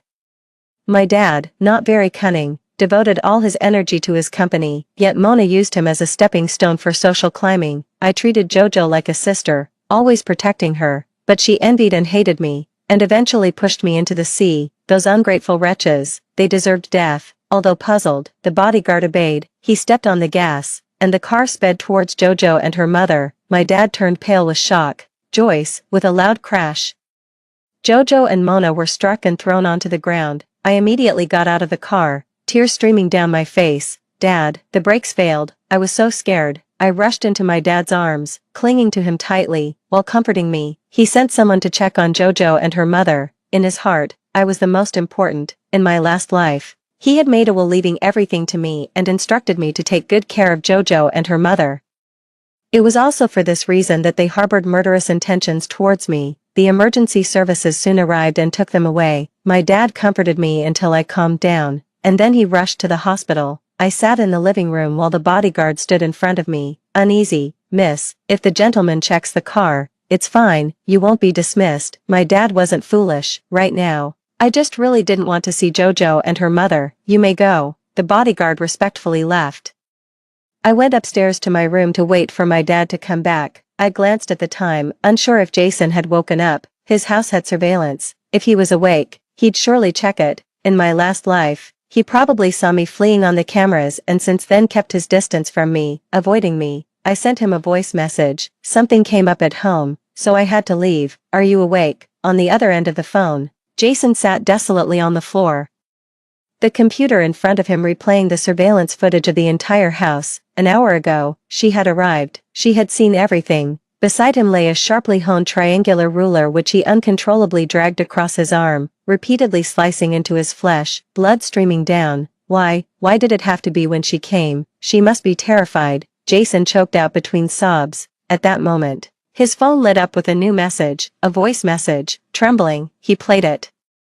A girl's clear voice came through. "I had to go back home because of some issues. Are you awake?" It took a while before I received Jason's response, just a single, cold word. "Yeah." I was puzzled. Why was he colder than usual? He must have seen the surveillance footage. He should know I wasn't scared. Wasn't he planning to confess his feelings to me? I decided to call him directly. "Jason," I said when he answered, his voice sounding muffled. Yeah, words were on the tip of my tongue. But suddenly, I felt shy. I couldn't just ask outright why he hadn't confessed his feelings, could I? Do you have time tomorrow? Let's go to the haunted house in West City. I heard it's really thrilling," I emphasized. "Just the two of us." Jason was silent. I waited patiently for his reply. There was a rustling sound on the other end, then suddenly, something seemed to drop. Following that, Jason's raspy voice came through. "Okay." He paused, his tone apologetic.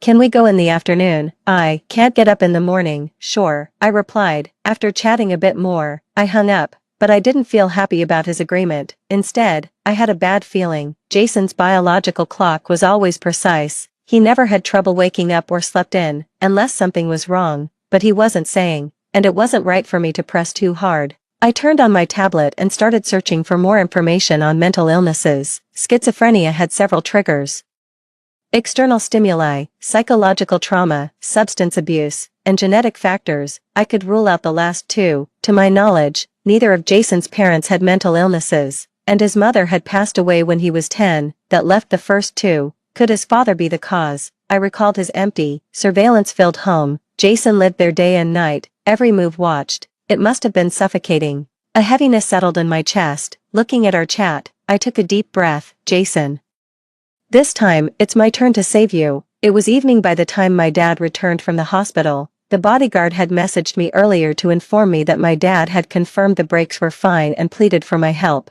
Just after I replied, "Don't worry," there was a knock at my door. "Joyce, are you asleep?" I got up to open the door. "Dad," my dad entered with a stern face. "Sit down." He didn't ask me. He waited for me to confess voluntarily. Standing in front of him, I spoke in a low voice. "I don't like them." My father, suppressing his anger, demanded, "Reason." I took a deep breath. "Dad, I had a dream. In the dream, you married Mona, and Jojo became my sister. We lived together for 10 years. I respected Mona as a mother and cherished Jojo as my own sister. However, Mona drugged you, causing you to fall gravely ill. After I took over the company, Jojo and my intended spouse conspired together, eventually leaving me to die at sea. They inherited the family fortune and lived gloriously. The hatred that had been festering inside me began to grow wildly. My hands tightened by my sides, nails digging into the flesh, yet it was nothing compared to the pain in my heart. My father's gaze was heavy as he stared at me, all because of a dream. My voice choked up. "Mom passed away early. And it was you who raised me from a young age. You know best what kind of person I am, Dad. If it weren't for experiencing it firsthand, if I didn't hate to the core, would I let the bodyguard run someone over? I've never been impulsive. It must be something I inherited from you, Dad." Unbeknownst to me, my father gripped the arms of his chair, his eyes fixed on my face. The air quieted down. We looked at each other calmly, but there was turmoil in both our eyes. No matter how much I tried to suppress it, strands of hatred still leaked from my eyes. My father's eyes gradually reddened. The usually composed man suddenly cursed. Finally, he closed his eyes and took a deep breath, trying to calm himself. In an instant, my nose tingled, and tears fell. "Dad." My father opened his arms and gently embraced me, patting my back soothingly. His voice trembled. "My Joyce has suffered. It's all my fault. I misjudged people." His voice grew firm. "Don't worry. I will never let those things happen again." My heart trembled, and I couldn't hold back my tears any longer. The next day when I woke up, my father was not at home. He had said last night that he would take care of everything and that I shouldn't worry. Now, Mona and Jojo posed no threat at all. I wasn't worried. No matter how cunning, no brain can withstand the forces of power and money. My only worry was Jason. We had agreed to meet today, but he was late, just as I was about to call him.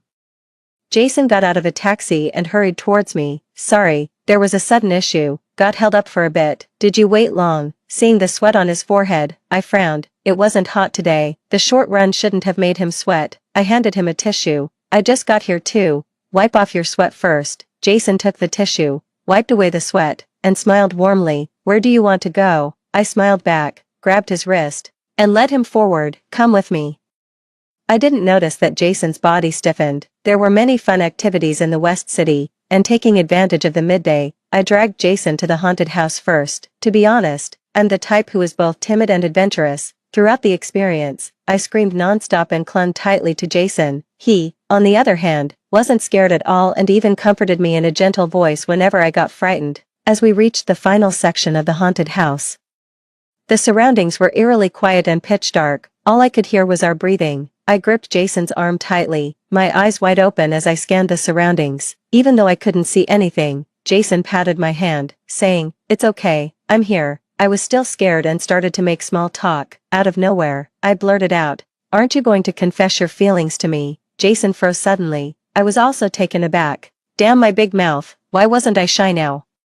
But since the words were already out, I boldly continued, "Jason, the truth is I like you." But before I could finish, he covered my mouth. "Shoo, there's something ahead." My attention immediately shifted. I stared intently straight ahead. In the darkness, I couldn't see Jason's expression, nor could I tell that his face was pale and his expression panicked. Even the hand covering my mouth was trembling slightly. "Don't move, Joyce. The ghost is coming." My body instantly stiffened.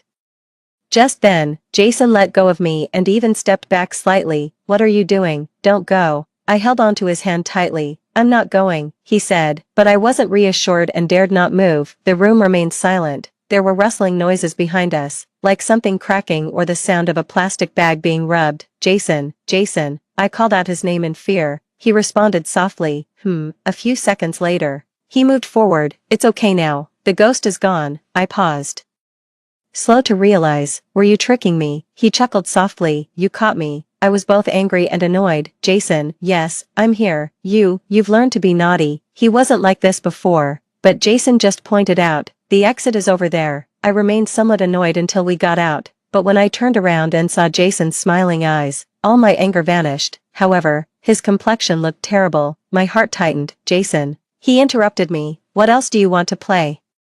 I forced a smile. The haunted house was really scary. "Let's rest for a bit." He nodded. "Okay." We found a relatively quiet restaurant and ordered some drinks. When Jason got up to go to the restroom, as he turned around, I caught a glimpse of a silver corner sticking out of his jacket pocket. It was brief, but I recognized it. A strip of pills. My hand tightened under the table. I knew that schizophrenia required constant medication. Today, should I have called him out? Before long, Jason came back, his expression as usual. He stayed with me and played until the afternoon, thoroughly enjoying himself and almost always accommodating my requests. However, when I suggested we play the latest popular murder mystery game, he declined. "Joyce, I'm a bit tired," he said. He didn't look tired, but I could see a hint of reluctance in his eyes. I immediately changed the topic. I didn't realize how late it had gotten. "Let's head home then." He nodded in agreement. As we left the western part of the city, the sky was a vast expanse of fiery red sunset. "It's so beautiful." I took out my phone and snapped several photos of the sunset. With the fiery sunset in front of me, the gentle Jason by my side, and the cool evening breeze around, a sudden thought struck me. I turned the camera towards Jason. "Smile," I said. Before he could react, I captured his photo and then switched to video mode. Jason, do you like me? Jason, who had wanted to stop me, froze.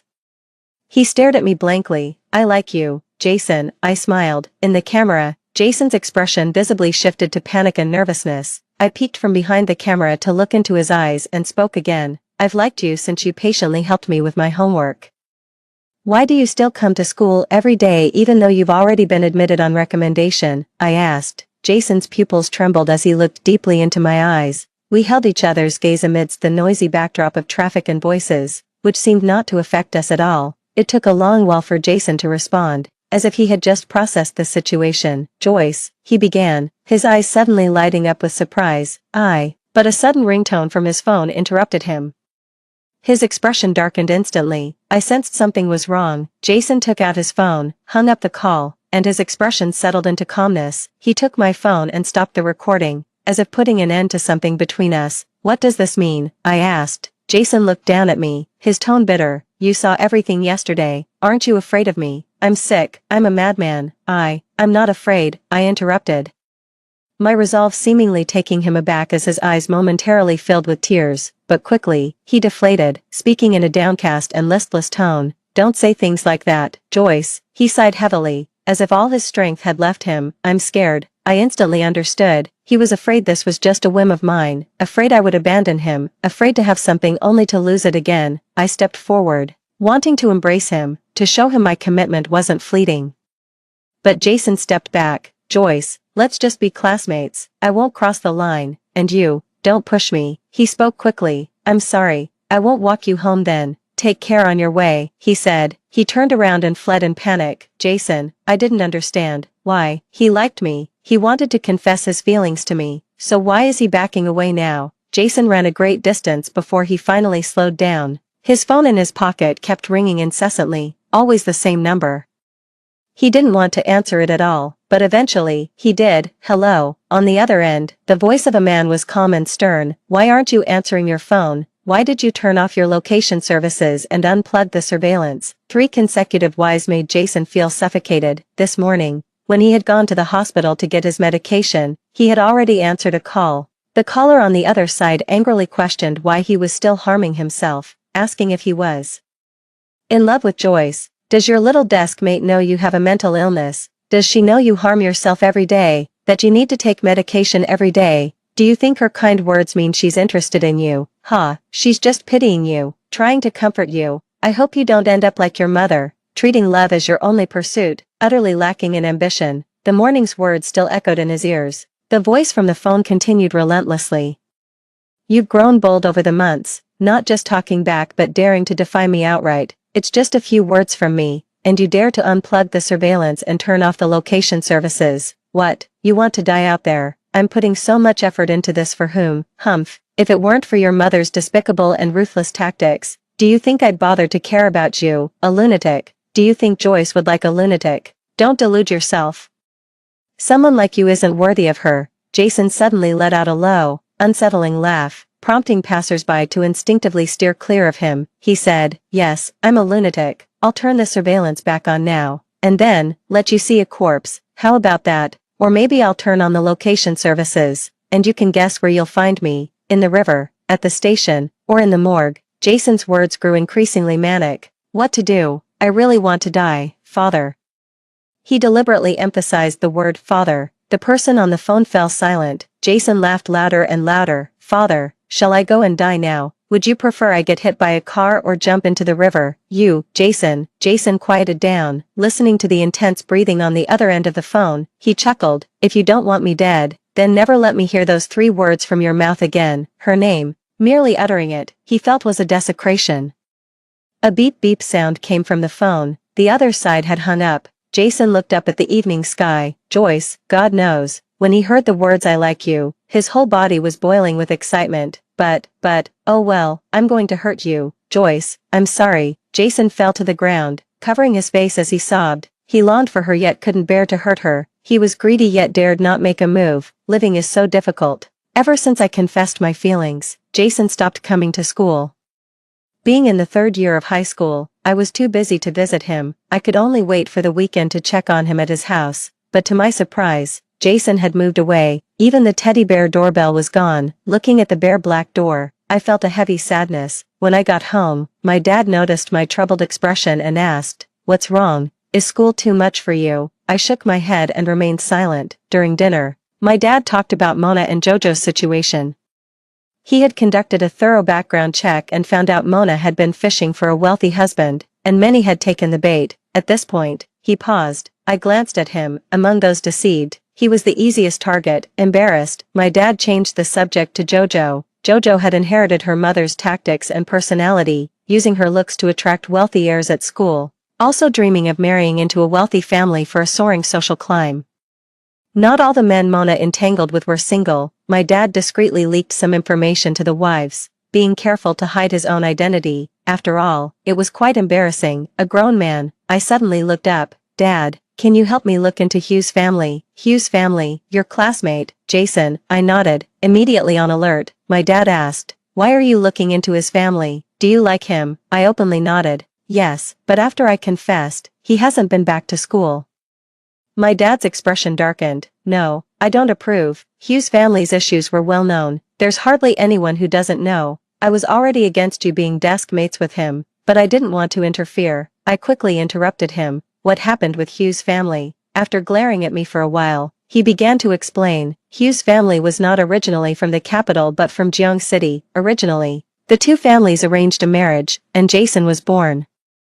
Susan had loved Hugh since she was young and was devoted to him. However, Hugh did not love her back, and when she found out about his affairs, she became hysterical. She would often take her anger out on Jason. Later, when Susan heard that Hugh had fathered a child with another woman, she completely lost her sanity. After having the mistress and the illegitimate child killed, she personally mutilated Hugh. Then, she locked herself and Jason at home, planning to die together with him. At that time, Jason was 10 years old. He didn't understand much but instinctively wanted to live. He hid and then witnessed Susan's death. The incident was well known at the time. For a whole month, it has been trending on social media. Even the joint efforts of two companies couldn't dampen the enthusiasm. Later, both parties fought over the custody of Jason. Hugh, unable to have more children, desperately fought for Jason to inherit the family business. Since he was the biological father, Jason was ultimately awarded to him. To compensate Jason, Susan's family agreed that after he inherited from Hugh's family, he would receive 1/3 of Susan's family's assets. Unexpectedly,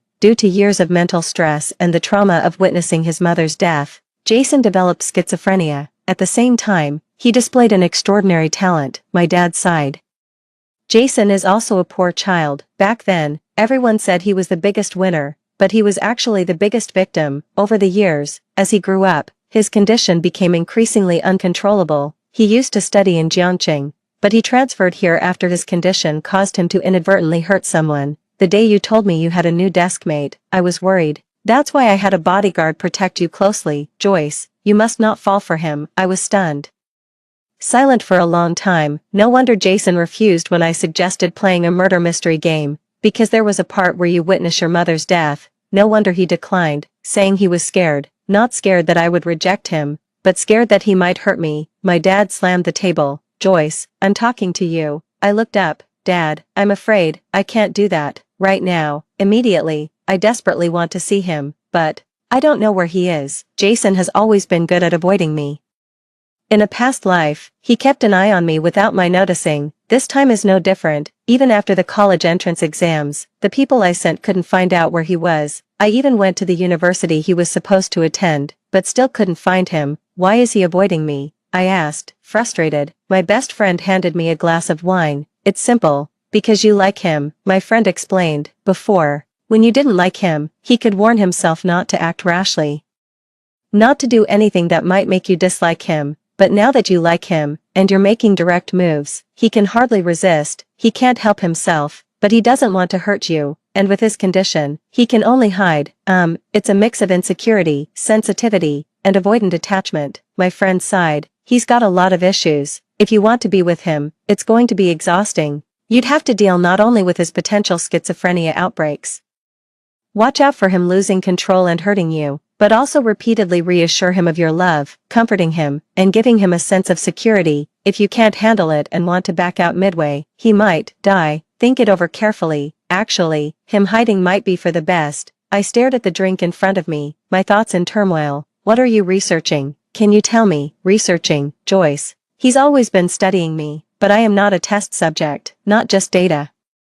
I am a living person. Wasn't that essentially a distress signal he was sending me? I like him, I want to rescue him. This thought grew stronger and stronger, reflecting on my past life. I was busy with my studies, busy managing the company, meeting countless people, and making numerous acquaintances. I admired their talents and was dazzled by their appearances, yet, none stirred that trembling in my heart. What seemed like a casual brushstroke in my youth has, over time, become increasingly bold and vivid. Finally, through my relentless efforts, at the beginning of freshman year, I found Jason at his school. He had become even thinner, his whole being shrouded in melancholy, not as bright as before, though he was never really that bright to begin with. The moment he saw me, Jason froze. It wasn't until I approached and called his name that he snapped back to reality. He murmured, "It's not an illusion." He looked at me intently. "Your school isn't here."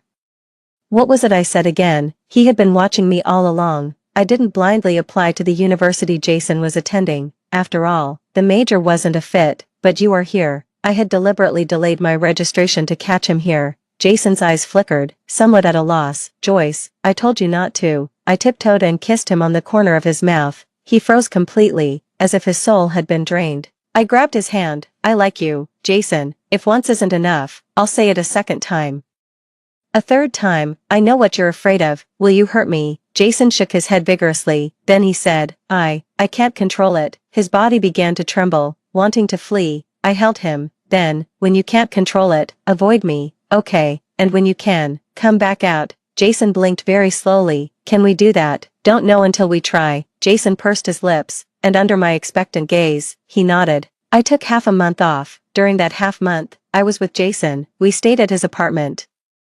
He was extremely proper, never overstepping boundaries. To me, he was more like a roommate than a boyfriend. Once, when I tried to kiss him while pretending to be drunk, he pushed me away as soon as I touched the corner of his mouth, awkward and shy. "Joyce, don't. I might lose control when I'm emotionally unstable. If you kiss me, I'll be very happy, and then I won't be able to control myself." All I could do was hug him, rubbing my head against his chest. "But I really want to kiss you. Next time, try not to be so happy, okay?" Jason nodded, his lips already curling into a smile. I took the opportunity to touch his abs. "Does this make you happy too?" "Yes, it does." Looking at his flushed face, I thought it was hilarious. Sometimes, though, the fun goes too far. Jason would lock himself away, staying silent no matter how much I talked. All I could do was wait outside his door, keeping him company. When he finally came out and saw me, he would apologize, feeling guilty. I'd take the chance to give him a kiss, a touch. Over time, he grew accustomed to my touch, but gradually, I realized something. Jason doesn't express his needs, he just indulges me, going along with whatever I want. This, actually, is not good at all. Just like now, as I was packing and telling him that I needed to go back to check in, he was clearly reluctant but just nodded and agreed. I went downstairs and sat for half an hour. When I went back up, I saw Jason in a fit of rage. Having thrown everything around the room, she's gone, she doesn't love me anymore, she's so far away from me, I miss her so much, I want her so much, it's because I'm not good enough. She doesn't like me anymore. At the moment Jason raised a knife to harm himself, my heart tightened, but I didn't rush in to stop him. He had warned me several times before, during his episodes of self-harm, not to intervene. He couldn't distinguish me in those moments and might hurt me. If he realized he had hurt me after regaining his senses, he would feel even more guilty and despairing, and would hide even more. I watched helplessly as Jason hurt himself, feeling as though the wounds were also on me. It was incredibly painful. After what felt like an eternity, Jason stopped. He gradually regained his composure. That's when I entered. The moment he saw me, his first reaction was panic, fear. "Joyce." He hurriedly hid his arms behind his back, unable to face me. I stepped up to him, steeled myself, and slapped him. Jason's head turned to the side, his body began to tremble. He couldn't stop apologizing. I'm sorry, Joyce. I didn't mean to. Don't be scared, I won't hurt you." He didn't look at me, just let tears fall to the ground. I grabbed his collar, forcing him to look at me. "Jason, what is the purpose of having a mouth? Can't you say if you miss me, need me, love me? Say it, say you miss me, need me, love me." Jason looked at me with tear-filled eyes and repeated my words. "I miss you, need you, love me, I need you, I miss you, Joyce." he repeated over and over. I bowed my head and kissed him. It was a kiss mixed with tears, salty. I sniffed. I know, so, I'll stay for 2 more days, I said. Jason's eyes lit up. He repeated, Joyce, I need you. I really need you. I can't bear to be without you. I hugged him tightly. I understand. From now on, you have to tell me everything, your thoughts, your needs. That's the only way I can understand. Do you get it? Jason tightened his arms around me, as if he wished to meld me into his very bones. I understand. I'm sorry. Jason choked up. I know, I reassured him. The truth is, he doesn't really know how to love someone. That's why he's cold to others. But with me, he's compliant. No one ever taught him how to love. No one ever asked him about his feelings or cared. People knew he was unwell and would just avoid him. I tried to act normal, but in reality, I just hide away, he confessed. Hearing this, my heart ached for him. You don't have to. I love you. Just follow my lead. Love me the way I love you. And love others in the same way. After spending another 2 days with Jason, it really was time for me to go back. After clinging to each other for half the day, he reluctantly drove me to the airport. Joyce, can I move to be with you? He asked. I shook my head. Jason, this is the second lesson I want to teach you. Don't give up your own future and dreams for someone else. Don't lose yourself, even if that person is me. I like seeing you shining brightly from great heights. Not just compromising and accommodating for me. Jason disagreed. But I only want you. I smiled. Then for my sake, aim for those heights. We should meet at the summit, not cling to each other. Jason looked at me for a long time, then slowly nodded. I will, Joyce. I knew he would. In a past life, even without me, he had reached the pinnacle. But this time, I hoped he would stand there longer, go further. Though we were apart, we'd meet whenever we had the chance. Jason continued taking his medication, seeing his doctor, and with my guidance, his condition had greatly improved. His episodes were becoming less frequent. At the same time, he was developing more skills, like, Joyce, I want you to kiss me. Joyce, I want you to touch me. Joyce. His requests grew bolder with each plea. Soon, following the trajectory of his past life, Jason made a name for himself. He was called a genius scientist. It was then that his father, Hugh, came to visit.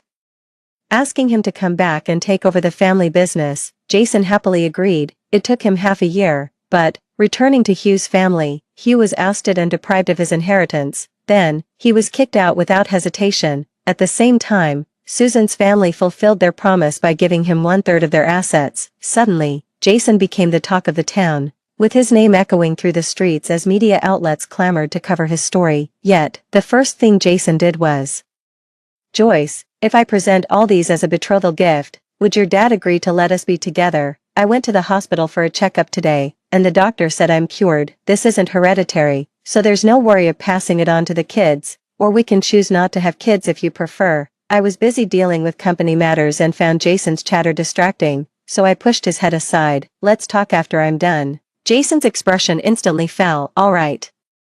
He stayed quiet for no more than 2 minutes. Joyce, I need you. I never knew it would turn out like this. Helplessly, I turned my head and kissed him on the corner of his mouth. Wait over there for me. After I finished my documents, I looked up to see Jason. What? Are you crazy? This is the office. I saw Jason on the sofa opposite, wearing the outfit I had bought for him before, wearing fluffy dog ears. He stared at me with a mix of desire and tranquility.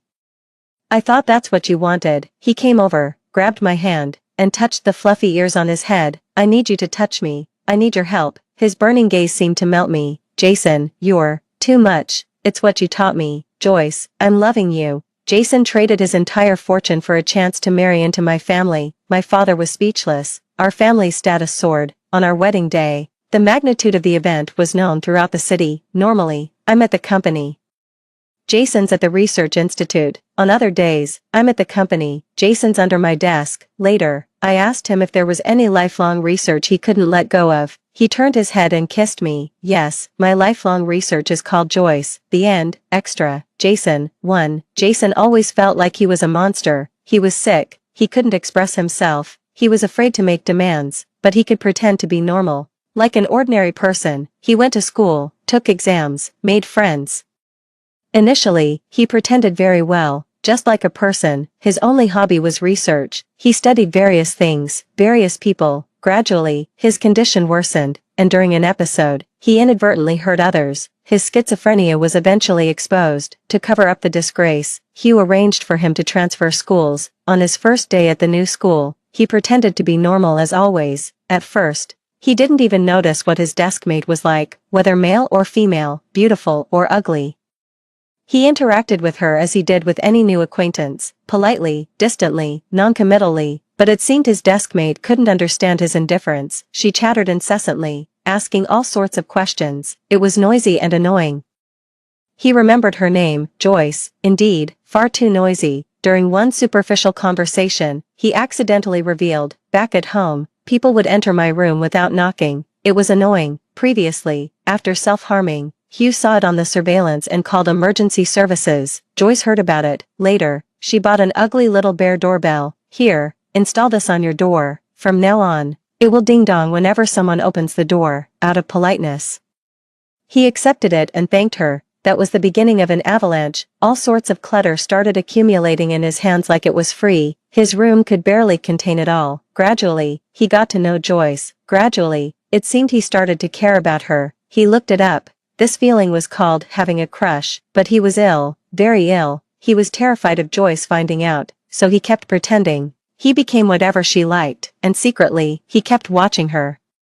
Seeing her smile at others made him jealous. Seeing her talk to others made him wish he could eliminate them. Unexpectedly, he had an episode right in front of Joyce. Reviewing the surveillance footage later, he was extremely cautious even in his breathing. Can you tell me what you are studying? Studying Joyce. Studying how to make her not fear his true self. Studying how to make her like him too. Strangely, he who was usually capable of anything, now faced difficulties and obstacles. He couldn't figure it out. Joyce said, you can just tell her. She won't reject you. She was just comforting herself. She would reject him, definitely. So after she lulled him to sleep, she left. That day, he really wanted to die. He heard Susan's voice again, saw Susan again. It was me who brought you into this world, and it should be me who takes you out. Let's die together. Jason, come on. She was hysterical, urging him. He picked up the sharpened triangular ruler hidden under his bed slat. He didn't know how many times he slashed. His phone rang. It was Joyce's special ringtone. I had to go home for a bit. Are you awake? In that moment, her voice seemed to dispel all the darkness. He played it over and over, until the phone rang again. A more vivid voice came through. Do you have time tomorrow? Let's go to the West City and check out the haunted house there. They say it's super thrilling, just the two of us. His initial reaction was joy, then fear. He deliberately delayed his morning to pick up his medication, hoping to prevent another episode that might frighten her. But then, Hugh called him. He was furious, turned off his GPS, and disconnected the cameras, so he didn't have time to take his medicine, and he was in a hurry to meet her. When he got out of the car, he was sweating profusely. He also felt guilty, afraid that she would notice. Fortunately, all was still well. During the haunted house visit, Joyce clung to him. He felt a thrill. But his condition did not allow for excitement. Realizing he was losing control, he pretended to see a ghost and hid from her to swallow his pills. What was she trying to say at that moment? He didn't know. He just thought she smelled so good, her body so soft. No, she mustn't get any closer. Unexpectedly, Joyce confessed her feelings. Under the evening breeze and the fiery sunset, she repeated every word. I like you, Jason. He was so elated he felt like he could explode. He wanted so badly to accept her. But then Hugh called. His beautiful dream was abruptly shattered. He began to feel scared. To evade, he didn't deserve her. He hid himself, and secretly watched Joyce. She kept looking for him. While he was happy, he dared not show himself. He was a monster. He could hurt her. He felt terrible. He missed her. Yet Joyce still found him. He couldn't hide in time. Her reasoning was so persuasive. They moved in together. He was so happy, and so scared. Because his issues were slowly revealing themselves, Joyce hit him. After hitting him, she might as well not leave, but he couldn't bring himself to say it. She told him mouths are made for speaking. She taught him, say you can't bear to lose me, you need me, miss me, love me, such regret. I don't. He received a kiss, a careful, gentle one, filled with consolation. Turns out, voicing your needs can indeed be met with fulfillment and reward. Not scolding or beating. Joyce taught him another lesson. To love himself. But he loved her more, she said. For me, then, stand on high places. We should meet at the peak, not cling to each other. At that moment, he seemed to understand. She also loved him deeply. Joyce taught him step by step. He learned to love her. In her way, only her. she worked hard to make him normal, he kept getting better. It turns out, his initial plea for help had indeed saved him. The moon in his dreams was not a mere reflection in the water. Story 2. I am the cherished first love of a wealthy family who was brought back to life 4 years after my death. By then, my replacement had already taken my place successfully, wearing my face and taunting me smugly. Everything that was yours is now mine, you're too late. However, she didn't realize that the allure of the beloved first love is so strong that once I appear, everyone abandons their principles to come to me. 1. I'm back, Mom. As I pushed open the grand doors of the Shin family home without any resistance, I greeted my mother, who was sitting on the sofa, with a smile. Just like every time I returned home, it seemed like an ordinary day, but suddenly, there was a loud clang. It was the sound of her teacup smashing on the floor. Her response to my return was a tearful cry. My Yushi is back. I am Shin Yushi, the young mistress of the Shin family, who died from heart failure in my dying moments. I was bound by a system for quick transmigration, and I realized that I was just the tragically early deceased first love in a story about replacements. The real protagonist is my look-alike replacement. Due to her appearance, she crossed social classes and caught the attention of the wealthy elite, becoming the darling of their world. Eventually, my parents took her as their goddaughter, my childhood friend became her lover, and my younger brother obeyed her every command. She received everyone's love, but all this was predicated on my death. So, when the system asked if I was willing to complete the task and return to life in my original world, I didn't hesitate to agree. Why should my life be a mere stepping stone for someone else, even my tragic death being used as a starting point for someone else's happiness? So, I came back. Mom, it's me, I'm back. My mother's embrace was as warm as ever, but now it felt almost suffocatingly tight.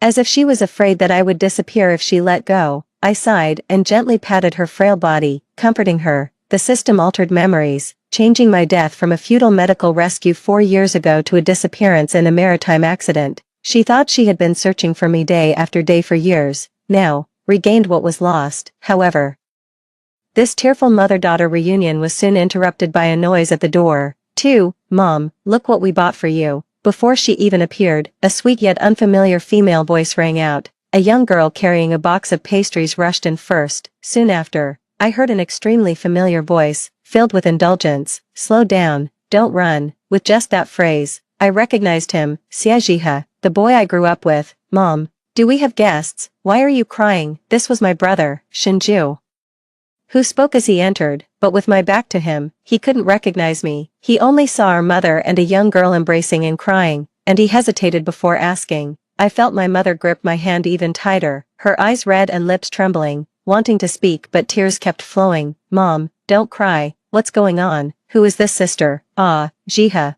why are you pinching me? It hurts. The sweet voice spoke again, this time with a hint of whining complaint. Jiha seemed to sense something. His intense gaze fixed on my back, indifferent to the young girl's complaint, his Adam's apple moving as he tried to utter a familiar but long strange name. Why is everyone acting so weird today? The security guard at the door even said I had just come back a while ago. How strange, the girl muttered, glancing at our crying mother. I glanced at my silent brother and Xia Jiheng, whose mood was visibly off. Finally, my gaze rested on myself, and a sudden uneasy premonition rose in my heart. As if to confirm this premonition, I emerged from my mother's embrace, turned my head, and looked at them. Ah Ju, Jiheng, long time no see. Yushi. Xia Jiheng's voice trembled almost imperceptibly, while Shinju was much more outspoken. Shin Yushi, you dare to come back? Where have you been all these years? Did you know I really thought you were dead? How could you? The 18-year-old boy was far from composed. He spoke through clenched teeth, his eyes frighteningly red, tears falling like tiny pearls uncontrollably. Feeling guilty, I patted his shoulder. Ah Ju has grown up. Back then, he was just a 14-year-old kid, and now he's all grown up. Seemingly unable to hold back any longer, he rested his head on my shoulder, sobbing softly. Sister, I missed you so much. This was a reunion filled with both sadness and joy. It was only when a food container dropped to the ground that everyone noticed the girl who had been standing at the door, silent until now. I looked at her. Her face, so similar to mine, had lost all color and looked terribly disheveled. We sat down together for a dinner where everyone had different thoughts, surrounded by dishes I loved. My mother kept serving me food zealously, while Shinju peeled shrimp for me conscientiously. When Xia Jiheng subconsciously placed my favorite plum pork ribs into Yun Tian's bowl, Everyone paused momentarily. Thank you. Yun Tian tightened her palm, her tone calm as she thanked him. Her first words since learning of my identity. Xie Zhiheng paused, then responded faintly. I didn't let the undercurrents at the dinner table bother me and continued eating calmly. Your room has remained unchanged. I've been cleaning it every day myself. Now that you're back, go rest well. The doctor will come to check on you later, and your father will be back tomorrow. My mother's incessant chatter was her way of showing care, and I responded to each point.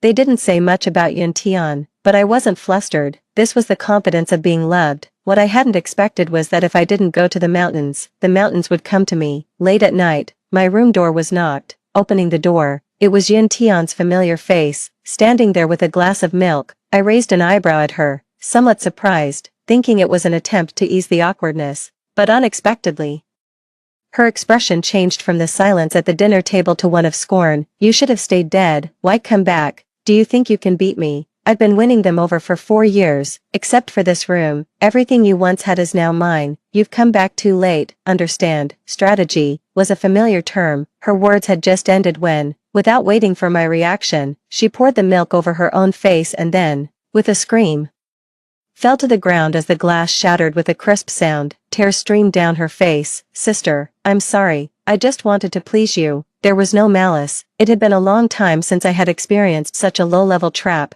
and in that moment, I even found it somewhat amusing, coldly observing the pitiful girl on the ground, her clothes thin, the milk soaking her hair, her eyes red and fearful, overall evoking pity. In truth, I wasn't keen on competing with Yun Tian, whatever her reasons. She had been the one providing some comfort to my loved ones over the years. I bore her no great malice, only wishing she would understand the situation and back down on her own, but her hostility towards me was clearly not insignificant. The commotion of the night always draws attention, especially on such a day. None of the people in the house had any intention of sleeping, so when Yun Tian screamed, a few other doors opened one after another. What happened? Is it Yushi? Did something happen to Yushi? Mother Shen, pale-faced and hastily dressed, had even put on her shoes incorrectly. It was only when she came out and saw me standing there unharmed that she breathed a sigh of relief. Over the years, her sleep had been poor, frequently disturbed by dreams filled with unsettling images. Mom, after confirming I was safe, Yun Tian's plaintive call finally reached her ears. What happened? Why did you fall? Mother Shen frowned as she looked at the shards of the cup next to Yun Tian. Before Yun Tian could reply, she spoke again. How could you be so careless? What if the broken glass had hurt someone? Get up now. It was sister. Yun Tian pursed her lips, on the verge of tears, but her performance was once again interrupted. What happened to your hand? Shinju very clearly grasped my hand, noticing a small, bleeding wound on the pale back of my hand, likely caused by a splinter of glass. It wasn't painful, and I didn't feel much else, but Shinju's brows were furrowed as if facing a major crisis. Can't you take better care of yourself? Didn't you know you were hurt? He chided me, instinctively blowing on the wound like he used to when we were children, before quickly realizing, I'll get the first aid kit. Saying this, he was about to run off. Mother Shen also hurried over, distressed. Ju, go quickly, she's bleeding. Yushi, does it hurt a lot? It's my fault. I didn't notice you were hurt. She held my injured hand, filled with guilt. Yun Tian, once again ignored by everyone, couldn't help but twist her face in a moment of frustration. Ever since her face had helped her marry into a wealthy family, she hadn't tasted defeat, the doting of her parents, the care from her lover, and the attention from her younger brother were all within easy reach. She thought she was the happiest person in the world, but why did the deceased have to come back to life? Mom, it's okay, it's not painful. I noticed Yun Tian's resentment and jealousy, knowing she wouldn't let this go easily. Some things, when possessed for too long, are subconsciously assumed to be one's own. Mom, I'm in pain, I'm hurt too. Yun Tian, seizing the moment when Mother Shen was distracted, grabbed a piece of glass, her palm bleeding profusely. She spread out her cut palm pitifully, tears welling up in her eyes, longing for her mother's attention and affection. The first aid kit, I've got it. Shinju appeared just in time, pausing briefly as he saw Yun Tian's bloodied hand. Ju, it hurts. She knew exactly which tactics worked best with Shinju. Every time she showed weakness and dependency like this, he would reluctantly but carefully take care of her, always catering to her desires. Though it was just a brief pause, she saw it as a sign of hope and called out again. Ju. Shinju pursed his lips, the first aid kit in his hands now taken by Mother Shen, who hurriedly pulled me into the room to treat my wound. Ju, help her up. Of course, I was aware of the neglect from my mother and brother, focused more on me, partly because they feared I would feel uncomfortable because of Yuntian. After all, having such a similar face, I wasn't naive and understood well the role she had played during my absence. My speaking out was unexpected even to my mother. She paused, looked back, and since Shinju always listened to me, he carefully navigated around the debris to help Yuntian up from the ground. Ah Ju, do you and mom dislike me now? Yuntian stood up, leaning on his strength, her eyes red with grievance. All her pretense couldn't stand up against a single sentence from me.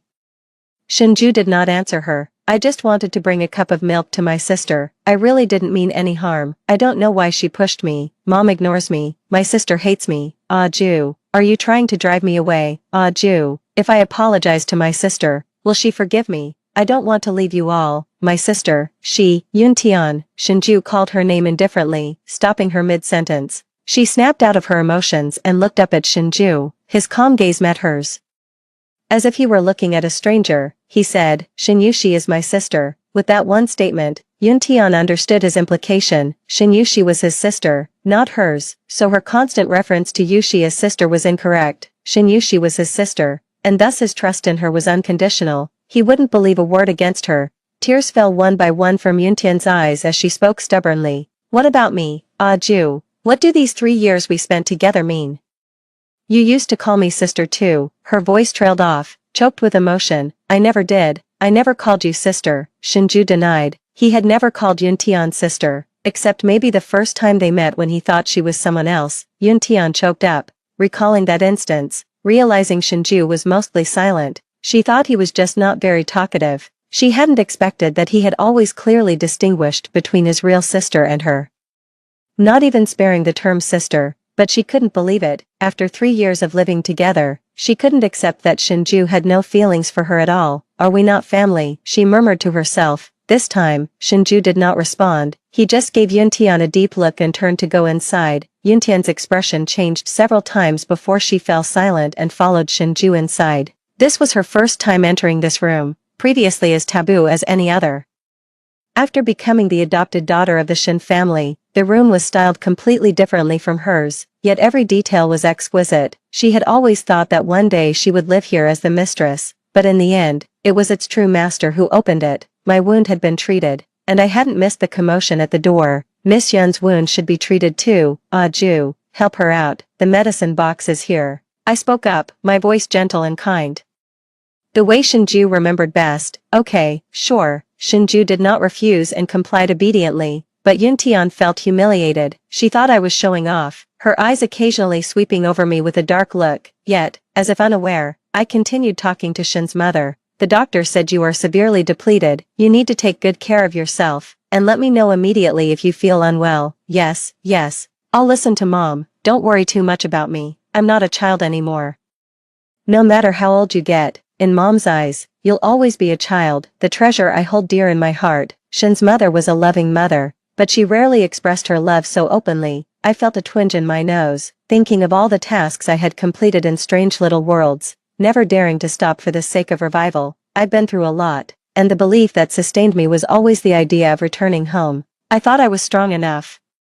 But a few simple words from my mother could still easily soften my heart. A sharp pain caused Shinju to pause momentarily as Yuntian severely hurt herself, the wound in her palm deep and embedded with shards of glass, requiring careful removal. Endure it a bit, Shinju said softly, his eyes and eyebrows lowered as he patiently completed the task his sister had assigned. Yuntian, her voice nasal, hummed in response. She remained silent thereafter, gripping the crumpled hem of her skirt tightly whenever the pain intensified. Soon, Shinju had her wound neatly bandaged. I rubbed my temples wearily, and Mother Shin, noticing my gesture, spoke up. It's late, everyone should go to sleep. Whatever matters there are can wait until tomorrow. She glanced deliberately at Yuntian, seemingly warning her to stay in line. Yuntian's words stuck in her throat as Shinju packed up and stood, nodding at me before he left, saying, Sister, good night.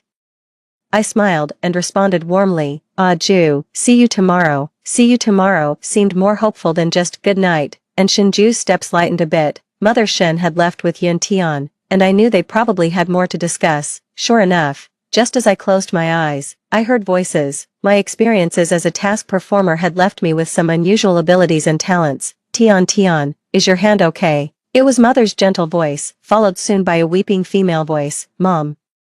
I thought you didn't want me anymore. It hurts so much. My hand and my heart both hurt. Why didn't you pay attention to me just now? I'm your daughter too. Yun Tian cried, asserting her place as a daughter, albeit not by birth. She just got back. She's understandably sensitive. I thought to look after her a bit more. Can you understand, Mom? You're all my children, and I love you all the same. Besides, you've been by my side for so many years. How could I not want you? Silly child, don't overthink it. Tomorrow I'll have a doctor come over to properly bandage your hand again. We can't have any scars. Mother Shin switched from her cold demeanor in front of me to a completely different, caring tone. I listened, my brow furrowing, not understanding her intentions, until Yun Tian spoke up again.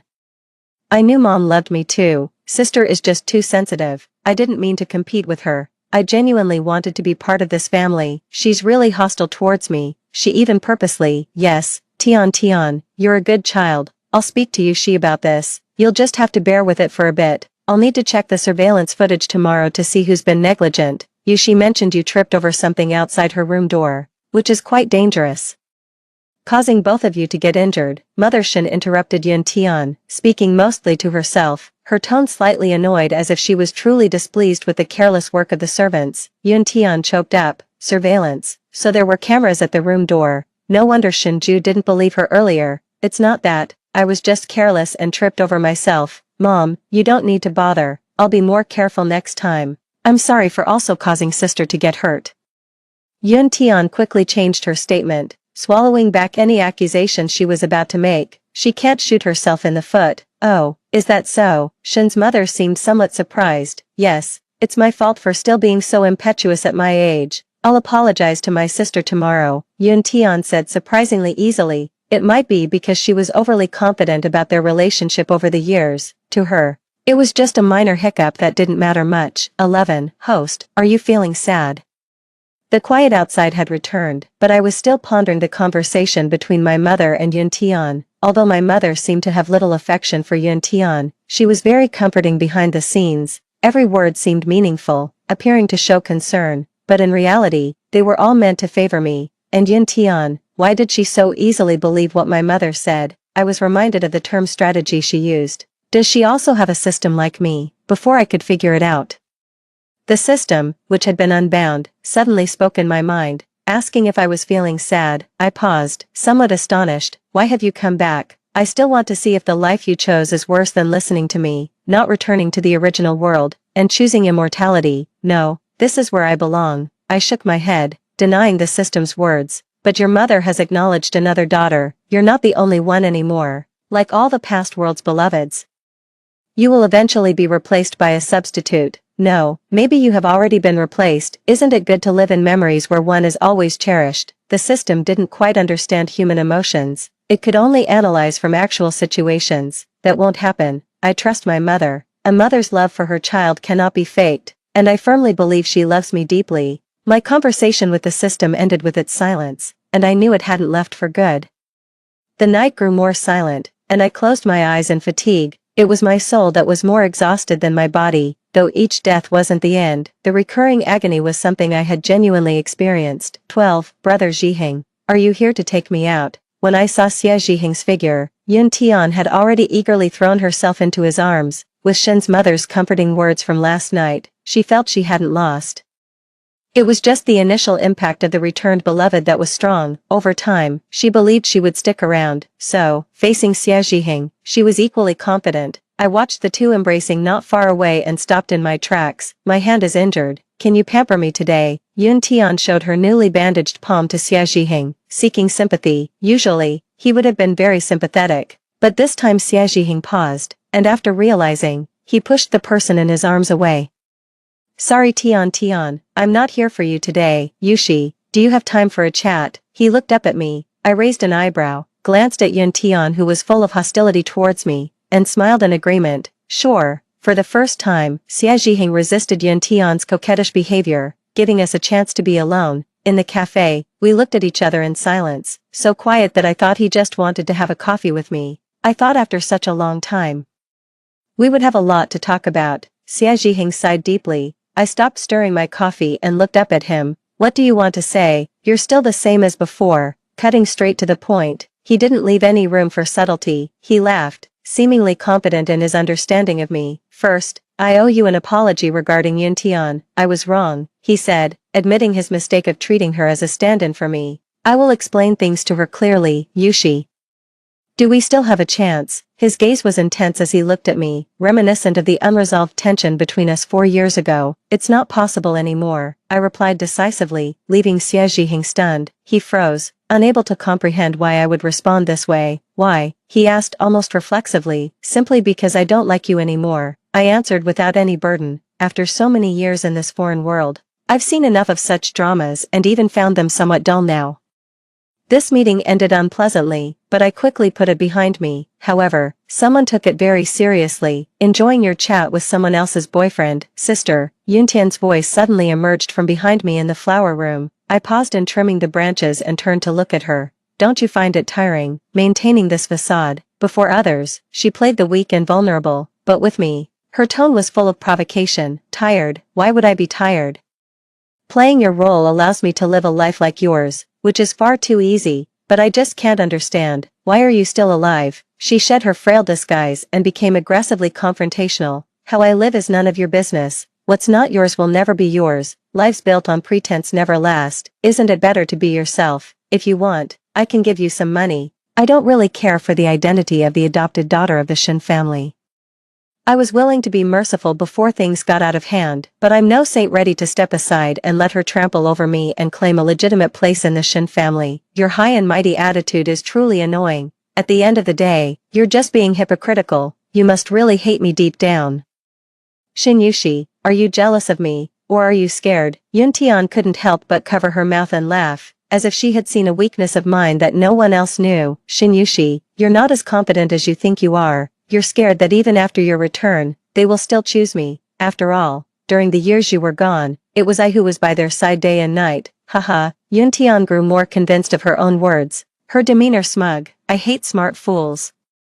Since that's the case, there's nothing left to discuss, I said, facing a face that bore a resemblance to mine but showed an expression I could never have. I closed my eyes, unable to bear it any longer. Of course, I will fight you to the end, Shin Yushi. I won't lose. Just wait and see. Her fighting spirit was palpable as she dropped these words, her departing figure exuding arrogance, almost as if cued by her declaration of war. My luck started to turn. Little mishaps happened now and then, which I initially ignored, until a car accident almost broke my legs. Thankfully Shinju appeared just in time to save me. A narrowly avoided accident left my mother in tears and trembling with fear. I began to stay alert, and indeed, during the birthday banquet that day, another accident occurred. This was the first birthday I celebrated in 4 years since coming home, attended by friends from my old social circle. They clinked glasses and reminisced with me. Compared to me, Yuntian's situation was much quieter. After all, an adopted daughter couldn't compare with one's own flesh and blood, let alone a stand-in, whether in terms of emotional ties or perceived value. These scions of wealthy families preferred to socialize with me. Sister, this drink is for you, Yuntian said politely in front of others, almost too sweetly. I didn't take her glass but chose another from the waiter's tray. Then I'll have the same as sister, she said, casting a subtle glance my way. I was willing to maintain the facade of cordiality with her and slightly nodded in agreement. She took the initiative to toast me, and in this battle between the true principal and the substitute, it seemed unsurprising that I had the upper hand, but I knew Yuntian wasn't someone who would give up easily. Almost as soon as she made a move, I signaled with my eyes for someone to follow her. Soon after, a piercing scream erupted. Yuntian emerged from Shinju's room, her dress torn and her face flushed. Stumbling as she ran, my heart tightened until a waiter passing by slipped something into my hand, calming me down. Why did you drug my drink? Yuntian accused, blushing with shame before fainting. Immediately, someone dialed for a doctor. The guests present, spurred by her outcry, cast strange glances my way. Some more perceptive ones even thought to take their leave. Not wanting to offend anyone lightly, however, I spoke up at this moment. Ladies and gentlemen, no need to rush off. I too am curious about the drugging Miss Yun mentions. Right and wrong cannot be established by mere words. This slander, I, Shin Yushi, will not accept. Following my words, the room fell silent. Yun Tian was quickly covered with a coat, and the doctor who arrived soon after began treating her. Minutes later, she regained consciousness. Upon opening her eyes and seeing me, her eyes reddened, her lips quivered, and her body shrank. Jiheng has broken up with me. Do you still refuse to let me go? I know you hate me, thinking I'm unworthy to be your stand-in, but I've always regarded you as my sister, and Ju, he protects you so much. Are you afraid he'll monopolize the Shin family, so you want to frame him too? Even though I'm adopted, incest between siblings would be a huge scandal. Her words were filled with schemes and provocation, not just trying to alienate my family from me but also to tarnish my reputation. Is Shin Yushi really such a person? It doesn't seem like it. Who knows? After all, with the years she's been missing, there's been a blank slate. Maybe she picked up some bad habits outside. People change. I actually think this Miss Yun is quite pitiable. Indeed, when it came to the interests of family inheritance, some began to waver, and murmurs arose. Yun Tian is innocent. The matter of the stand-in has nothing to do with her. If you have an issue, come at me.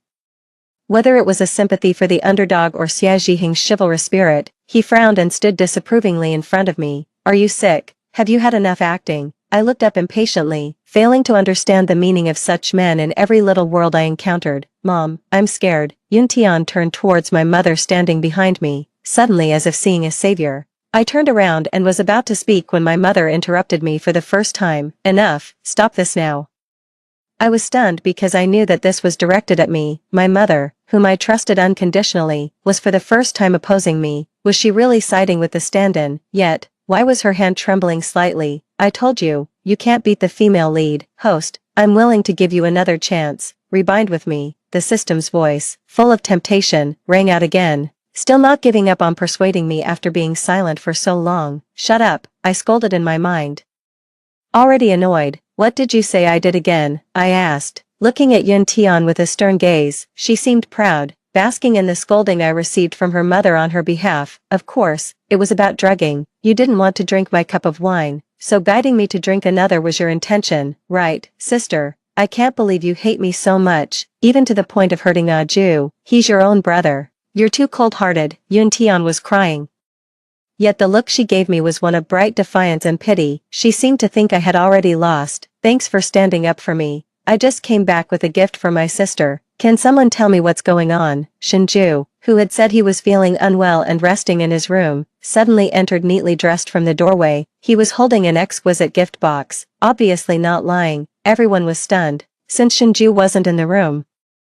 Yun Tian's hasty exit earlier must have been self-directed. Yun Tian was also confused. Although the lights were off, she clearly felt someone in the room. Miss Yun was so proactive just now. Turns out she mistook someone else, a young man said as he walked out of Shinju's room. His every move was casual, his shirt unbuttoned revealing ambiguous red marks on his chest. This was Shinju's notorious playboy friend. While everyone's attention was diverted, I took the opportunity to grab Shinju's phone and inserted a memory card given to me by a waiter. The video on it showed Yun Tian's self-directed actions. Is this the drugging you mentioned? I pulled up the video of Yun Tian toasting to me, then secretly adding powder to her drink. She also specially had a servant bring water laced with drugs to Shinju under the guise of caring for him.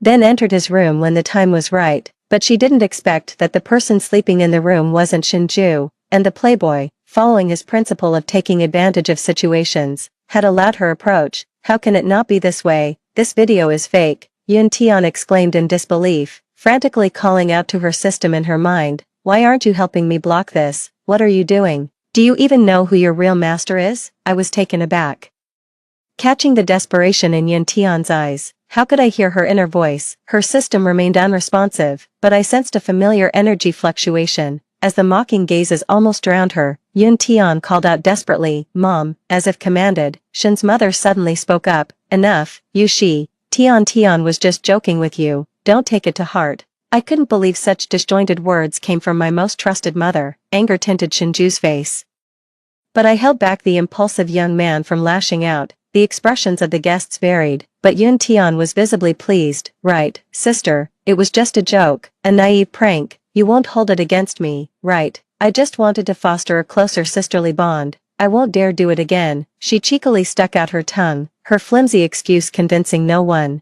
but it was the protective stance of Shin's mother. Of course, I wouldn't mind if we were at a circus. I suppose I'd be more supportive there. I dropped the comment and quickly led the increasingly agitated Shinju out of the scene. I really can't understand her. Why does she still defend that person? They used to say Yuntian was your substitute. I thought she couldn't bear the pain of losing you and found someone else to focus on. She wants a happy family, and I played along with her. But now that you're back, what is she really doing? Is she sacrificing her own daughter for her adopted one? Shinju punched the wall, a teenager who couldn't fully grasp the complex emotions. He just felt that his mother's actions were unfair to his sister. Don't be angry, I'm not upset, her tricks can't hurt me. I pulled his hand away, feeling somewhat helpless as his knuckles were reddened. When he was younger, he would need me to soothe even the smallest scrape. And now he resorts to punching walls. But Mom, enough. I'll handle this. Why don't you tell me what happened during the years I was away? I felt like the plot had changed from what I had known before. Shinju pursed his lips and nodded. Mom, did you have a nightmare again? In the middle of the night, when Shin's mother came to check on me, I opened my eyes and called out to her. This wasn't the first time she had come to check on me secretly at night, but it was the first time I didn't pretend to be asleep.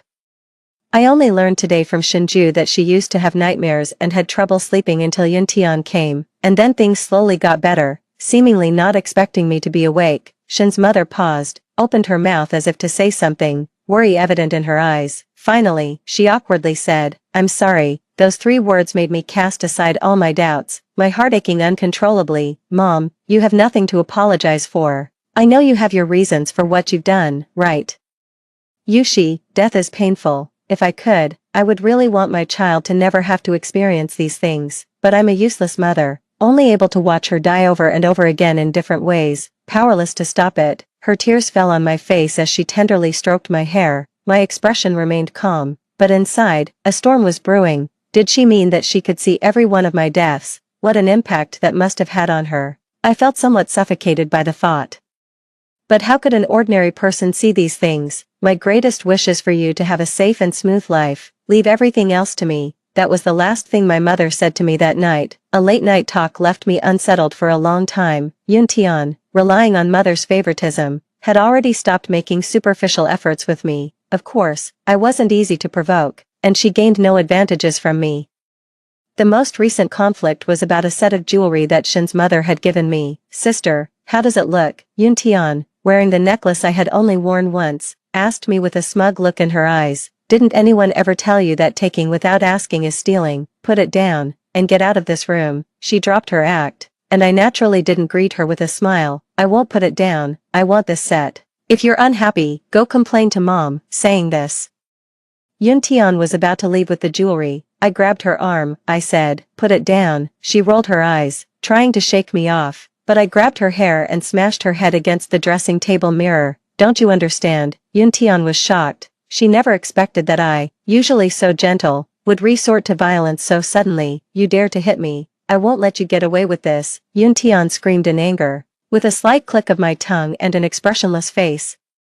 I continued to pull her hair and smash her head against the dressing table amidst her screams. I'm going to kill you, Shinyushi, the system. She has violated the rules. You should kill this wretch quickly. Last time you said that the affection overdraft blocking function was ineffective. There should be no excuse this time. Suddenly, my arm felt numb, and all my suspicions were confirmed at that moment. The system had indeed betrayed me. Or rather, Yuntian and I had been using the same system all along. Only harming another user bound to the same system is considered a violation of the rules, and would be punishable. Shinyushi has unbound from the system and is no longer a mission participant. The system has no authority to erase her. It was the system's familiar voice, but it came from Yuntian. The drama eventually attracted the attention of the servants, who called Shin's mother, in the living room. Yuntian played the victim and cried, while I sat opposite her with a cold face, eyes closed, unwilling to watch. Since you two can't get along, Yushi, you should go abroad. For many years, it has been Tian by my side, and I'm used to it. Suddenly, Shin's mother spoke up, and the room fell silent. I opened my eyes and saw Yuntian barely able to contain her glee, although Shin's mother let her lean on her. The look in her eyes was cold, but Yuntian, too thrilled, failed to notice. Her words sounded like a victory trumpet, and people often overlook crucial details when they are too proud. Alright, I looked at Shin's mother, remained silent for a long time, and finally spoke that single word, loser. Yuntian mouthed provocatively as she leaned against Shin's mother. The decision for me to go abroad was thus settled, and Yin Tian couldn't wait to declare her victory to the world. There was much gossip in our circles. And Shinju was so angry he didn't come home, but he couldn't change anyone's decision. System, I've thought it over. I'm willing to rebind with you. I want to make them regret. Maybe you are right. The moonlight is only worth remembering when it exists in memory alone. I looked down and gave a bitter smile, met with silence. No reply from the system. Have you abandoned me too? Maybe I shouldn't have come back to life. I muttered forlornly, time ticking away. Suddenly, the familiar voice spoke again. Host Shinyushi, do you wish to rebind with System 933? Please confirm yes or no. My eyes flickered, but I pretended to be overjoyed. That's great, you're still here. Yes, host, I have always been here. You were right. Human emotions are too fickle. I lost to my own substitute. What about you? Will you betray me? I probed quietly, and after a few seconds of silence, the system continued. The system cannot betray the host, or it will be destroyed. I suddenly remembered the day I bound 4 years ago. The system had told me where its destruction key was to gain my trust, but I had been obsessed with coming back to life and trusted it completely. Host Shinyushi, do you choose to rebind? The question was asked again, and I chose yes. The binding process began to initiate. I suddenly asked, is Yin Tian also your mission participant? Yes. It was somewhat surprised that I had noticed. But now that I agreed to rebind and there was no conflict of interest with Yin Tian, it had no reason to hide anything. Moreover, system rules stipulate that the system cannot lie to its host. It turned out that it was Yin Tian's main system's clone, specifically split to deceive the universal consciousness and steal my destiny, replacing my life with Yin Tian's. I was supposed to die in the mission world, never expecting to complete the mission and return alive. The system had no authority to erase such subjects. It could only fulfill the promise to revive me. Yet, upon my return to the original world, just after meeting Yin Tian, that destiny rushed back to me as if coming home. Yin Tian thought it wouldn't be a big issue. With the system's support and years of accrued goodwill, it seemed manageable. I couldn't win against her even after coming back. The allure of the white moonlight was too overwhelming. Just a few encounters and her plans nearly succeeded. To eliminate me as an obstacle, the system was compelled to deceive me into a binding that would force me to leave. Thus, the early death was a lie, and so was the plot about being replaced. All these were crafted to cater to Yin Tian's desire over my life and the system's need for destiny manipulation. From the moment she entered this world, she had her sights set on me. 23. Has my mother's change in attitude got anything to do with you? Did you intentionally let her see my death in that mini-world, or did you manipulate her to side with Yin Tian? The system remained silent, merely speeding up the binding process. A clear enough answer. Binding progress 80, 99, 100. Host, we can leave now. Since you've decided to abandon the past, let's leave it behind. From now on, I will be a system for you alone. It turned out to be Yin Tian. Once she knew I was willing to rebind, she unbound her system and stayed behind forever. Her mission as the adopted daughter of the Shin family had long been completed. She had been dragging it out with points, reluctant to leave or unbind. Now, she had made her choice. I was just feeling sleepy when someone brought me a pillow. Thank you for clearing things up. 933. I will never trust a traitor again. I quickly located and pressed the delete button in my mind. The next second, the system space in my mind flickered red. Codes flew chaotically, everything teetering on the edge of collapse. System 933 tasted betrayal for the first time. You will regret this. I won't. 24. Sister, I've stopped Mom. The phone rang, and the call connected, carrying Shinju's voice. Still frightened, relieved by the news, I grabbed my keys and ran out. You handled it well. Don't panic. I'm on my way. By the time I arrived at the abandoned warehouse, Yun Tian was gagged and lying in the dirty mud, and my mother, shaking with hatred, hesitated because of Shinju. Mom, this is illegal. It's no use glaring at me. If she doesn't die, your sister will. My mother hissed through clenched teeth. Shinju froze, bewildered. Move aside. Mother pushed him, attempting to continue her assault on Yun Tian, but I caught her in time. Mom, how did you get here? Leave. This has nothing to do with you. Yushi, listen to Mom and live well. Mother was shocked to see me, pushing me to leave. Mom, it's okay now. Everything's over. Just listen to me. I then revealed the secrets of my disappearance over the past 4 years, the process of being bound by the system, the recent discussions, and the destruction of the system. I knew it. There are no such coincidences in this world. Yushi, Mom failed to protect you. Mother cried uncontrollably, embracing me tightly. with Shinju also tearing up. 25. Yun Tian was brought back by Xie Jihe 3 years ago. Initially, mother detested this girl who resembled me. Disgusted by Xie Jihe's act of finding a substitute, her daughter was irreplaceable, even if there were millions of lookalikes in the world. After my disappearance, she began to suffer from insomnia and nervous breakdowns. However, after meeting Yun Tian, she suddenly started to dream of various scenarios of my death. Hearing a voice telling her that treating Yun Tian well and loving her as her own daughter was the only chance for her child to return, initially, she didn't believe it.